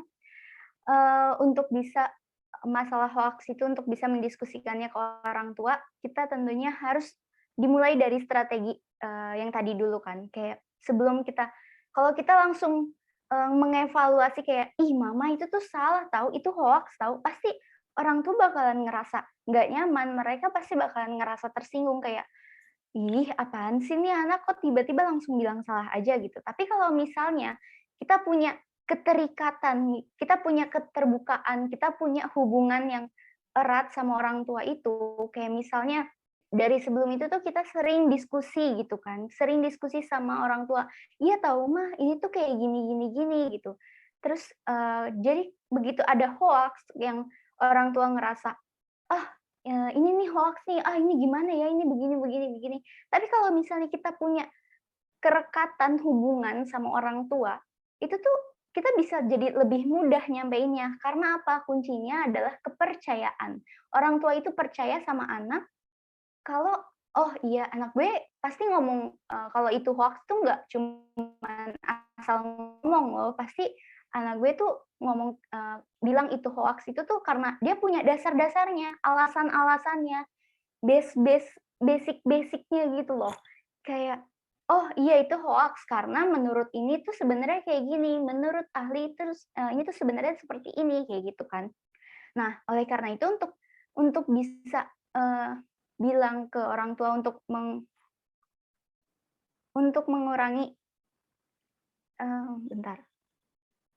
untuk adanya penguatan di sana supaya nggak renggang, itu ya kita harus menjalin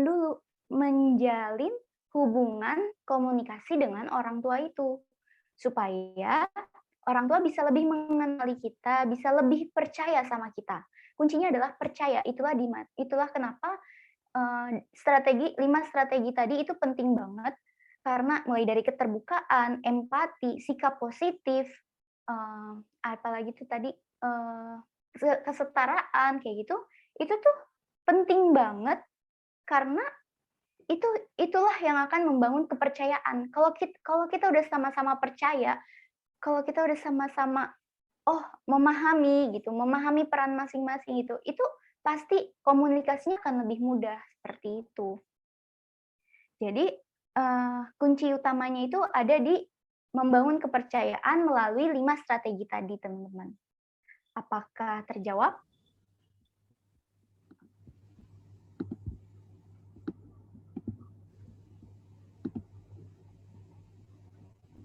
Atau Bang Helmi juga ingin menambahkan dari jawaban saya? Siapa tahu ada yang ingin ditambahkan atau dari perspektif psikologi komunikasinya seperti apa, seperti gitu. Oke, mungkin ada ya. Pertama-tama terima kasih ya Ayah sudah menjawab. Jawabannya bagus banget, keren banget. Kalau misalnya menurut saya kan misal tadi Ayah kan dari dari segi kepercayaan kita harus membangun rasa percaya antara anak dan orang tua gitu kan. Nah, kalau misalnya menurut saya kalau misalnya dari saya sendiri lebih ke ini sih cara menyampaikannya. Kita sebagai anak juga kan tadi kan kayak contoh Ayah tadi kan mama jangan jangan percaya kayak gini, ini gini gitulah, pokoknya semacam kayak gitu yang tadi disampaikan. Kita bisa aja nyampainya itu kayak lebih sopan dikit gitu, atau enggak ya lebih sopan lagi gitu ke orang tua gitu. Kalau misalnya hal tersebut adalah hoax atau berita bohong gitu. Dan juga kita juga bisa mengetahui mana yang hoax atau tidak kan. Yang masalah COVID itu kan ada website pemerintah yang menyediakan informasi mengenai COVID, sama ada yang menyediakan informasi mengenai hoaxnya gitu kan. Kira-kira segitu saja sih dari saya. Ya, makasih banyak buat Kak Ayah dan Bang Helmi atas jawabannya. Selanjutnya saya akan membacakan pertanyaan kedua yang telah dikirimkan dari Kak Juleha untuk Kak Ayah. Pertanyaannya, di era serba digital ini, banyak orang yang sudah memanfaatkan teknologi ya. Nah, ada studi kasus di mana dalam satu keluarga, justru karena teknologi, anggaplah misalnya HP, malah renggang, nggak ada penguatan di sana. Ayah dan ibunya sibuk dengan HP, anak-anaknya sibuk dengan laptop, dan saya rasa kasus ini bukan cuma saya yang rasa. Nah, kira-kira langkah kecil apa ya yang harus saya lakukan sebagai anak untuk menciptakan penguatan dalam lingkungan keluarga tapi dengan berbasis penerapan teknologi? Terima kasih, Kak. Ya, dipersilakan pada Kak Ayah dan Mbak Hani untuk jawab pertanyaan semua. Terima kasih Kak Diva atas penyampaian dari pertanyaan Juliha. Oke, saya akan menjawab pertanyaannya ya. Untuk ini kan masalah tentang teknologi gitu, dan orang tuanya sibuk sama HP, anak-anaknya sibuk sama laptop. Nah, itu tuh pasti berasa banget kan, kayak merasa, kok ini ada perubahan perilaku. Kalau yang tadi ada di materi itu kan masuknya ke perubahan perilaku generasi milenial. Dari yang tadinya punya waktu quality time bersama, sampai yang akhirnya waktunya tuh ya udah masing-masing aja. Makanya kalau yang saya bilang tadi, kita tuh nggak berjarak loh, kita tuh dekat tapi bersekat gitu. Nah, dari perilaku tersebut itu tuh kita perlu adanya penguatan. Kalau misalnya dari sebagai anak itu biasanya coba untuk mendiskusikannya sama orang tua, memilah waktu luang sama orang tua. Kayak misalnya nih, di weekend, misalnya biasanya kan kalau orang tuanya sibuk sama HP kayak gitu, itu kan biasanya orang tua karir gitu nggak sih? Itu kan mereka pasti bekerja Senin sampai Jumat. Nah, coba didiskusiin sama orang tua, dibangun keterbukaannya. Nah, keterbukaan itu tuh dari kayak rasa, mama kok sibuk sih sama HP terus, kayak gitu. Atau, kapan sih ada waktunya untuk aku? Kapan sih kita bisa bikin acara sama-sama gitu? Atau sekarang tuh udah ada yang grup keluarga gitu kan. Grup keluarga yang ada ayahnya, ada ibunya, ada anak-anaknya, bahkan ada juga yang sama tantenya, omnya, sepupunya, neneknya, kayak gitu kan. Nah, coba dibikin, apalagi sekarang udah teknologinya udah makin canggih nih kan. Coba bikin kreativitas yang emang itu tuh untuk waktu keluarga, untuk family time gitu. Misalnya di weekend nih, di weekend kita bikin acara, bikin acaranya ya untuk keluarga aja, kayak misalnya, oh iya nih kita mau misalnya ada acara support system bareng gitu. Nah, support systemnya itu misalnya dalam bentuk apa? Misalnya dalam bentuk ya udah iseng aja kita makan-makan, atau ini aja deh masak sendiri gitu, bikin makanan sendiri kayak gitu. Bikin hal yang membuat orang tua itu tuh mengalihkan pandangannya dari layarnya itu, seperti itu. Nah, itu tuh di situ tuh butuh yang namanya keterbukaan. Makanya kita perlu bikin terbuka dulu kan. Kita harus diskusi dulu sama orang tua. Kita harus menyampaikan dulu apa yang sebenarnya kita rasain. Disitulah keterbukaan yang harusnya mulai terbangun. Nah, dari keterbukaan itu baru deh tuh mulai sikap kesetaraan dulu. Nah, kalau misalnya kita udah terbuka, oh kita udah nyampein nih, aku tuh ngerasa kayak gini loh Ma, Pa, kayak gitu. Nah, kita harus menyadari juga, kita itu merasa seperti itu bukan karena kita berada di posisi yang paling benar, bukan berarti kita merasa kita tuh yang paling tahu tentang apa yang terjadi sekarang kayak gitu. Karena belum tentu apa yang kita tahu itu sebenarnya kita udah tahu semua gitu. Belum tentu orang tua itu memberitahukan apa yang sebenarnya terjadi sekarang gitu kan. Jadi perlu adanya kesetaraan dalam diskusi itu. Nah, setelah adanya kesetaraan itu, kita harus membangun empati. Jadi, dalam empati itu kita juga harus sama-sama merasakan nih, oh, aku misalnya sebagai anak, aku merasa aku diabaikan kayak gitu. Tapi kita juga harus merasakan kalau kita sebagai orang tua yang kerjaannya banyak kayak gini, itu tuh gimana sih perasaannya gitu. Pasti kan orang tua juga pengen dong punya waktu bareng sama keluarga gitu. Pengen punya waktu bareng sama anak-anaknya. Tapi kendalanya itu dalam pekerjaan misalnya atau dalam hal lain gitu yang mengharuskan yaitu harus ngechat pakai HP atau menggunakan teknologi digital itu. Nah, kayak gitu. Kalau dari kasus yang pernah saya temuin, itu tuh ada anak yang seperti itu juga, tapi dia itu menyampaikannya melalui surat. Jadi melalui surat dia cerita aja gitu kayak, "Mah, sebenarnya tuh aku ngerasa sedih gitu kalau misalnya mama ngelihat HP terus," kayak gitu loh. Kalau misalnya mama tuh sibuk kerja terus gitu, padahal kan satu hari ada 24 jam ya. Nah, 24 jam itu dari Senin sampai Minggu, ada 7 hari. Masa nggak ada sih, Mah, 1 hari aja untuk anaknya. Anaknya loh, buah hatinya gitu, yang udah susah payah dilahirkan gitu. Apa nggak ada gitu kan. Nah, coba, tapi itu dia nulisnya dari surat gitu, dari surat. Karena dia ngerasa takut untuk cerita sama orang tuanya, takut untuk merasa terbuka itu gitu. Jadi dia nulisnya lewat surat, karena saking hati-hatinya, saking takut bikin orang tuanya tersinggung, saking dia tuh takut kayak, aduh nanti kalau aku cerita nanti aku diprotes kayak gini nggak ya, kayak gitu. Semoga terjawab ya teman-teman, khususnya Juleha. Ya, terima kasih banyak Kak Aya atas jawabannya. Pada Kak Juleha, apakah sudah terjawab?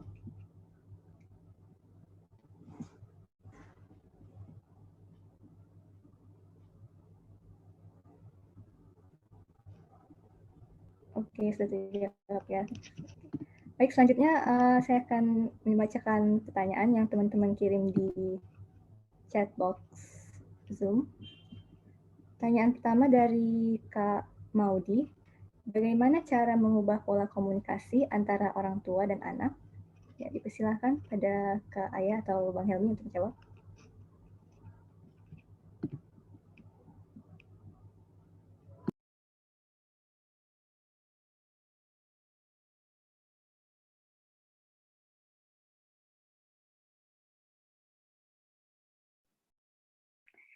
Baik, terima kasih Kak Diva atas penyampaian pertanyaannya, dan juga terima kasih kepada Maudi yang sudah bertanya.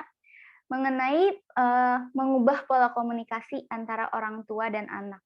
Tadi kan kita udah belajar nih tentang pola komunikasi apa sih yang paling baik, dan mungkin maksudnya Maudi di sini kita mau mengubah ke pola komunikasi yang lebih baik gitu kan. Seperti yang sebagaimana kita sama-sama tahu itu kan generasi itu kan terus berkembang ya, bukan berarti generasi milenial yang sekarang ini tuh udah yang paling canggih gitu. Untuk kedepannya pasti bakalan ada generasi yang lebih canggih lagi gitu, karena teknologi itu terus berkembang gitu dan zaman itu terus berubah. Jadi sebagai orang tua atau calon orang tua, itu kita juga akan terus belajar untuk gimana sih cara memberikan memberikan pola komunikasi atau bahkan pola asuh kepada anak kayak gitu kan.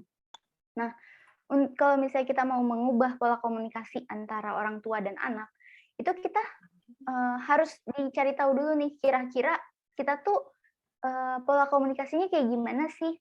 Pola komunikasi kita tuh kendalanya di mana sih kayak gitu.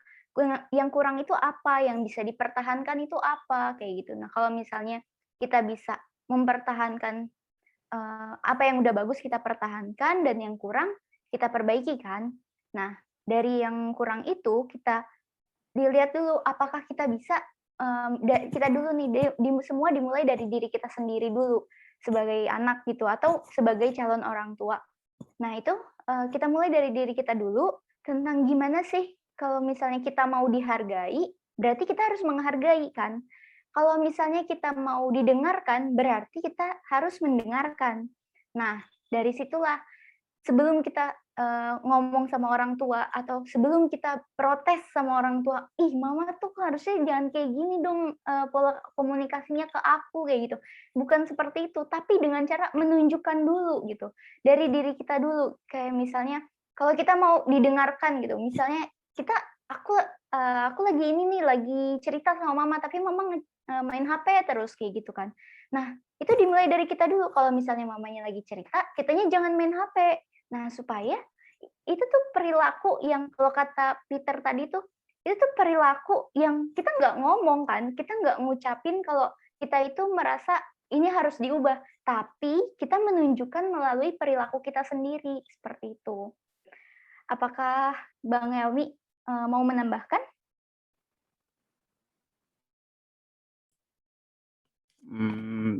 Pertama-tama terima kasih lagi ya kepada Aya atas jawabannya. Sangat saya juga rada bingung ini buat jawabnya, tapi dapat lumayan banyak inspirasi. Jadi kalau misalnya ngubah cara pola komunikasi ya, menurut saya sendiri itu ya benar tadi kata Aya tadi dengan harus membangun ini dulu ikatan kepada orang tuanya dulu. Cuman kalau misalnya saya sendiri mungkin bisa dibantu dengan teknologi ya mungkin ya. Kalau misalnya kan sekarang udah makin canggih gitu. Jadi gimana ya menjelasinnya ya? Mungkin kayak tadi yang jawaban Ayah sebelumnya itu cukup menarik perhatian saya yang yang surat tadi itu kayaknya cara penyampaian yang benar-benar keren sih ya. Maksudnya saya juga nggak kepikiran kalau misalnya itu benar itu berhasil gitu atau enggak bagus banget gitu. Mungkin kalau misalnya dari saya itu sih mungkin bisa kontak-kontak kalau misalnya sekarang kan udah ada HP kan, jadi kita bisa kontak-kontakan sama orang tua gitu, maksudnya nggak pakai surat lagi, bisa ngechat gitu, ngasih tahu ke orang tuanya. Kira-kira sih gitu aja sih dari saya sih. Terima kasih banyak pada Bang Helmi dan Kak Aya atas jawabannya. Pada Kak Maudi, apakah pertanyaannya sudah terjawab? Keren banget jawabannya, thank you Kak. Oke, selanjutnya saya akan membacakan pertanyaan dari Kak Tabita Putri. Pertanyaannya, apa saja hambatan atau kendala yang terjadi saat anak melakukan komunikasi dengan orang tua? Dan bagaimana cara mengatasi kendala tersebut agar komunikasi tetap berjalan dengan lancar tanpa adanya satu hambatan? Terima kasih Kak sebelumnya. Baik, terima kasih pertanyaannya Kak Tabita. Saya persilakan pada Kak Aya atau Bang Helmi untuk menjawab pertanyaan tersebut.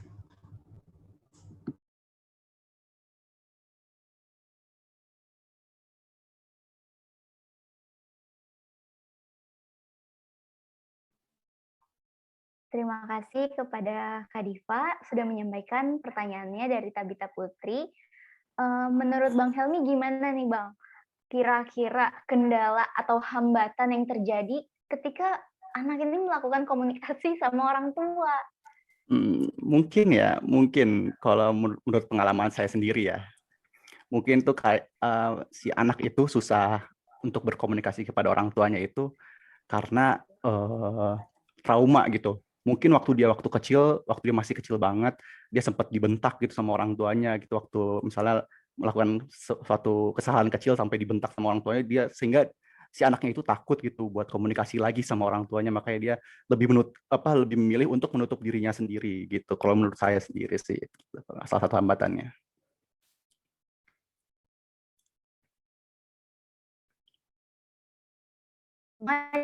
Jadi dia lebih menutup dirinya kan. Nah, ini berarti nyambung juga nih teman-teman ke yang strategi komunikasi tadi, yaitu keterbukaan. Jadi kalau misalnya kita menutup diri, itu kan berarti kita menggembok kan, menggembok diri kita sendiri, jadi ngerasa kayak, nggak usah deh, nggak usah cerita, lebih baik disimpan aja sendiri. Nah, kalau kita misalnya jadi tertutup dan menggembok diri kita itu berarti di situ keterbukaannya nggak terjalin kan, keterbukaannya itu nggak terbangun. Nah, di situ berarti butuh keterbukaan. Atau misalnya juga ada hambatan atau kendala ketika kita lagi komunikasi sama orang tua, itu orang tuanya ngerasa kayak, apaan sih ya, nih anak, gue kan yang paling tahu gitu, gue kan orang tuanya, gue kan yang paling berpengalaman daripada anak ini, kayak gitu. Nah, kalau di situ hambatannya, itu berarti kuncinya ada di kesetaraan, yang mana perlu adanya pengakuan secara kedua belah pihak. Kalau masing-masing itu tuh sebenarnya sama-sama berharga, antara orang tua sama anak memiliki pendapat yang sama-sama penting dan memiliki nilai maupun keberhargaan yang sama-sama penting bagi satu sama lain. Kalau misalnya ada kendalanya lagi ngobrol, terus orang tuanya kayak nggak begitu merhatiin gitu, atau nggak nyimak gitu kan, itu berarti kuncinya, cara mengatasinya itu kan berarti perlu kayak sikap positifnya. Nah, dari sikap positif itu, kayak misalnya sikap positif itu kan tentang gimana caranya membangun atmosfer atau suasana yang jadi interaktif kan, gimana caranya supaya anak lebih bisa cerita sama kita, atau gimana caranya orang tua bisa lebih terbuka sama kita, kayak gitu. Itu dimulai dari sikap positif ketika anak cerita. Kalau yang dari yang Bang Helmi cerita tadi, yang tentang trauma itu kan berarti karena tidak adanya sikap positif kan dari orang tuanya, jadi atau dari anaknya gitu. Jadi kayak misalnya ketika anaknya udah cerita, tapi cerita itu tidak disambut dengan positif, dengan reaksi yang positif gitu. Jadi anaknya merasa kayak, aduh aku trauma nih kayak gini. Makanya kayak misalnya sikap positif itu nggak harus selalu kayak yang muji-muji terus kayak gitu. Bukan yang seperti itu ya teman-teman. Tapi sikap positif itu tentang gimana caranya supaya kita tuh pertama jangan mengevaluasi dulu. Kalau yang tadi kan deskriptif, bukan evaluatif kan. Jadi gimana caranya supaya kita tuh bisa memahami dulu, menggambarkan dulu masalahnya itu, memetakan dulu, mengonsepkan dulu masalah atau cerita dari anak itu, baru kita lanjut ke empati. Gimana sih rasanya kalau misalnya kita lagi ada di pihak anak,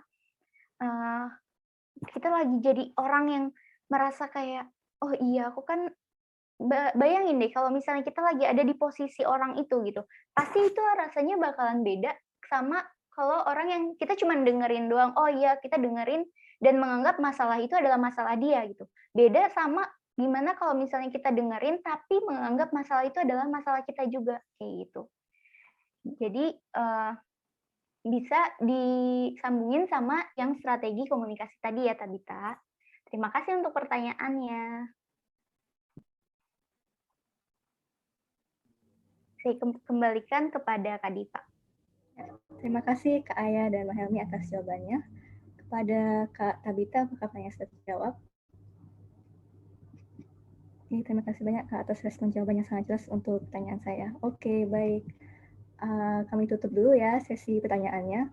Buat pertanyaan teman-teman yang belum kejawab, mohon maaf, bisa langsung hubungi Kak Aya atau Bang Helmi ya, misal teman-teman masih mau tanya.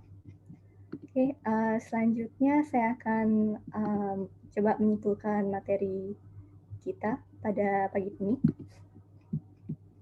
Berikut notulensi materi yang telah disampaikan. Pada materi pertama,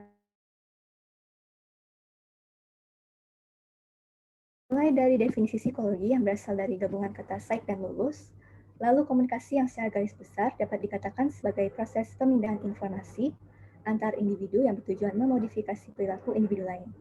Lalu, definisi dari psikologi komunikasi itu sendiri yang merupakan ilmu yang berusaha menguraikan peristiwa mental dan behavioral dalam sebuah komunikasi.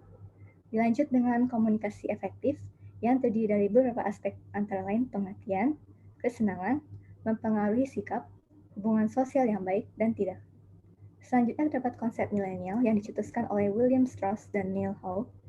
Generasi milenial ditandai oleh berkembangnya teknologi informasi dan dikenal memiliki beberapa sifat, antara lain merupakan inovator, pandai bersosialisasi, kreatif, dan tidak sungkan berdebat di depan publik.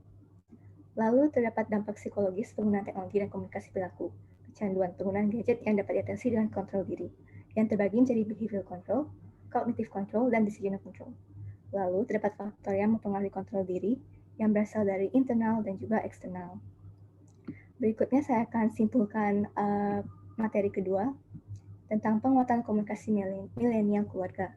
Dimulai dari konsep keluarga itu sendiri, yakni unit terkecil di masyarakat yang terhubung karena adanya ikatan dalam bentuk hubungan darah, adopsi, perkawinan, dan kelahiran. Selanjutnya terdapat milenial yang secara umum memiliki sifat kreatif dan multitasking, diikuti dengan pola komunikasi orang tua anak yang terdiri dari pola otoriter, pola demokratis, dan pola permisif, di mana pola yang paling disarankan adalah pola demokratis dalam membangun pola komunikasi keluarga. Lalu terdapat strategi membangun komunikasi harmonis yang terdiri dari keterbukaan, empati, sikap mendukung, sikap positif, dan kesetaraan. Sebelum saya pamit undur diri, apakah pemateri ada sepatah dua kata yang ingin disampaikan?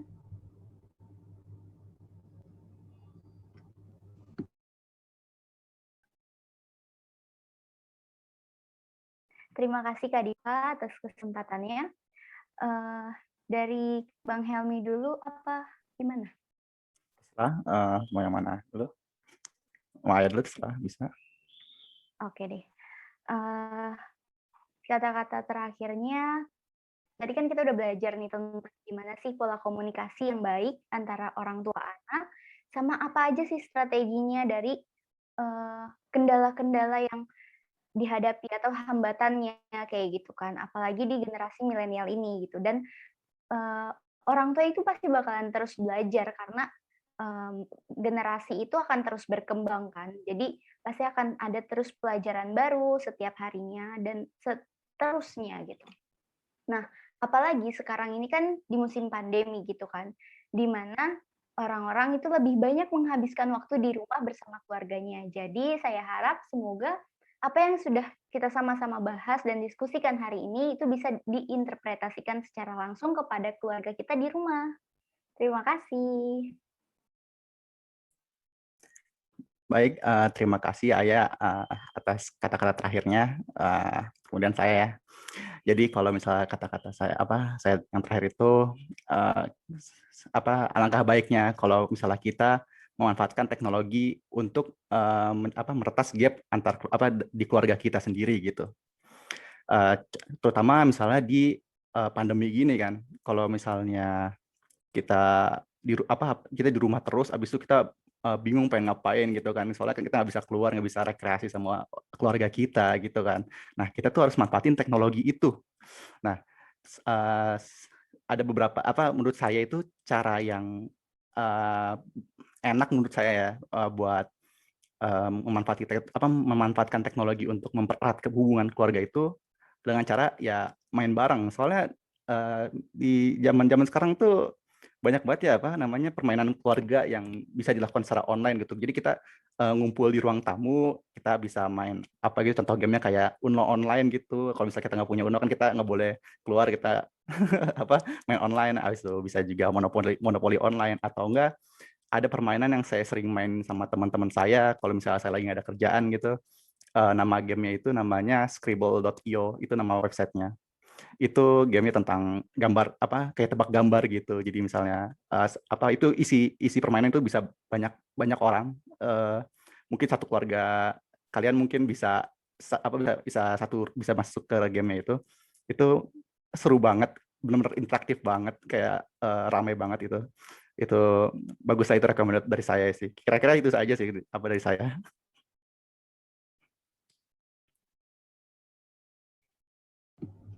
Ya, terima kasih banyak Kak Aya dan Bang Helmi atas kata-katanya. Ya, terima kasih ya pada materi yang telah menyampaikan materi dengan luar biasa. Menarik sekali ya teman-temannya materi tadi. Semoga bisa menambahkan wawasan dan manfaat bagi kita semua. Buat pertanyaan teman-teman yang belum kejawab, bisa langsung hubungi Kak Aya atau Bang Helmi ya. Di kontak untuk Bang Helmi bisa dihubungi melalui helmi32123@gmail.com. Dan untuk Kak Aya bisa dihubungi melalui pramudiaryagarini@gmail.com. Ya, baik, saya pamit undur diri dulu. Mohon maaf jika ada kesalahan baik yang disengaja maupun yang tidak sengaja. Saya serahkan kembali pada MC kita, Kak Arin dan Kak Dila. Silakan.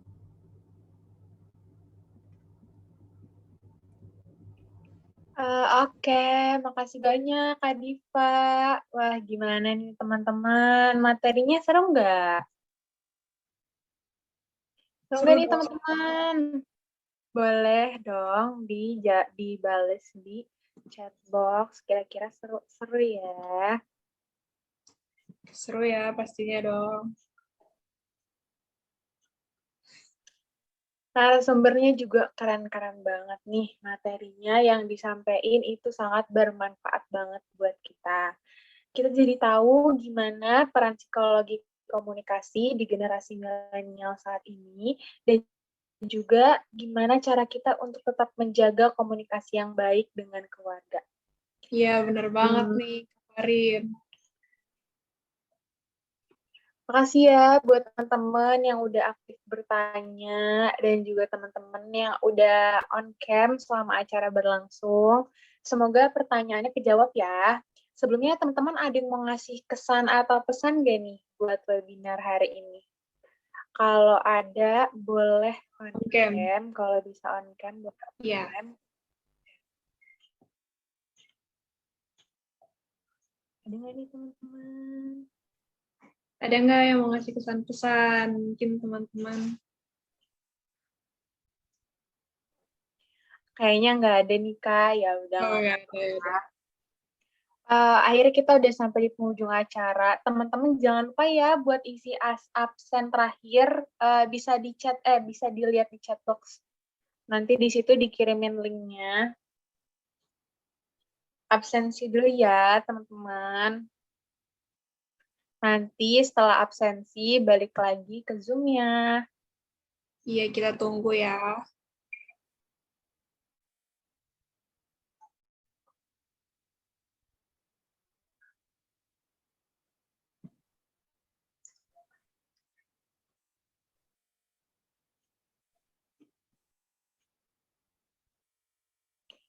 Rin, tadi ada Bu Mega kan ya?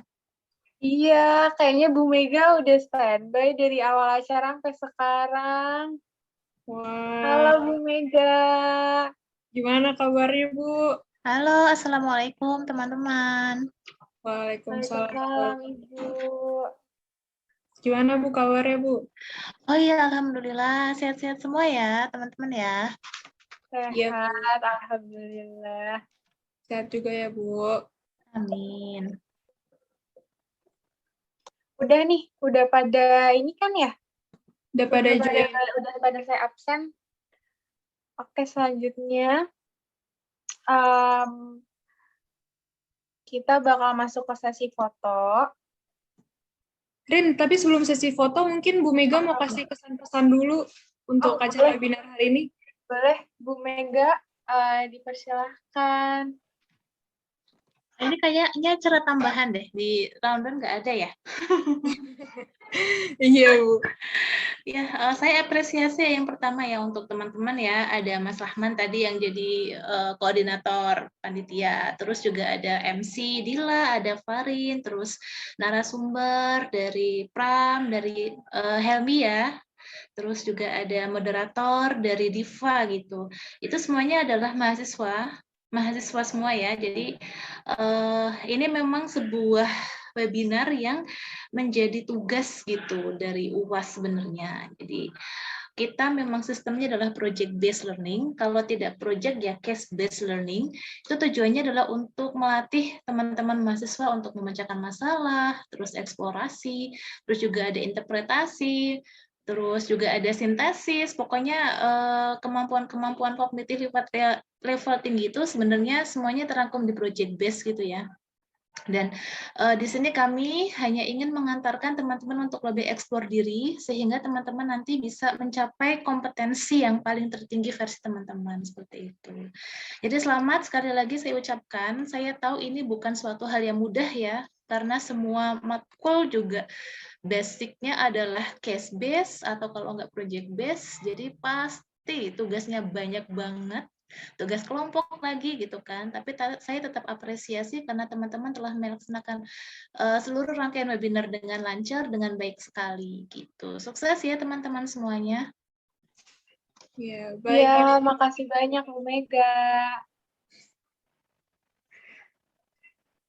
Oke, teman-teman udah pada ini kan ya, udah pada balik lagi ya? Oke, untuk HPD dipersilahkan. Untuk dokumentasi ya, teman-teman. Dokumentasi teman-teman.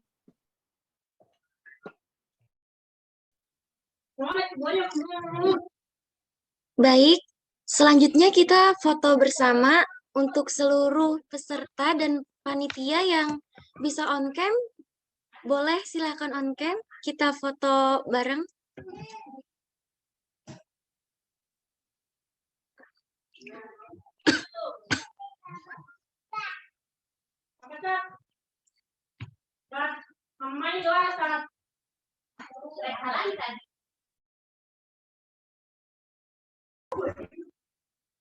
Yuk teman-teman yuk yang mau ikut foto bersama, yang mau on cam.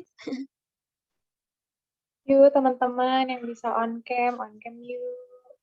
Iya, masa blank doang. Senyumnya jangan lupa.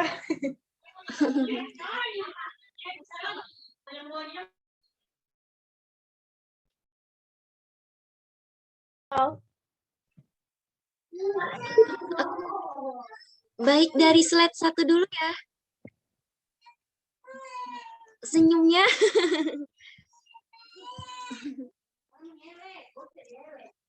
1, 2, 3. Slide 2-nya sekarang.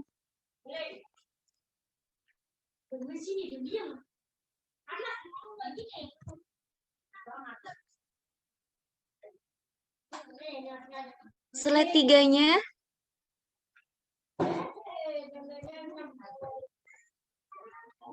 Dah. Slide 4-nya yang terakhir. Sudah, makasih teman-teman.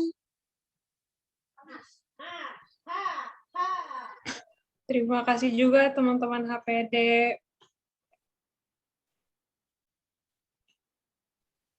Oke. Terima kasih kepada Pak Gume dan Bu Mega atas kesediaannya hadir pada acara hari ini, dan juga para narasumber serta moderator yang telah mengisi acara pada hari ini. Terima kasih banyak juga untuk teman-teman peserta seminar yang telah mengikuti acara webinar hari ini dari awal hingga akhir. Berbekal dari acara seminar hari ini, semoga kita mendapatkan pembelajaran tentang bagaimana cara berkomunikasi dengan keluarga di tengah kehidupan milenial. Semoga kita dapat berjumpa di lain waktu yang lebih membahagiakan ya. Terima kasih semuanya. Saya mewakilkan panitia yang bertugas menyampaikan mohon maaf apabila terdapat kesalahan pada kata dan perbuatan. Oh iya, untuk door prize nanti bakalan diumumin di grup chat ya, jadi teman-teman dimohon untuk menunggu informasi lebih lanjut. Akhir kata, terima kasih, dan wassalamualaikum warahmatullahi wabarakatuh. Terima kasih banyak semuanya. Terima kasih banyak semuanya. Smooth like butter, like a criminal undercover. Don't pop like trouble, breaking into your heart like that. Cool shade stunner, yeah, owe it all to my mother. Hot like summer, yeah, I'm making you sweat like that. Break it down. Ooh, when I look in the mirror, I'm not too hard to do.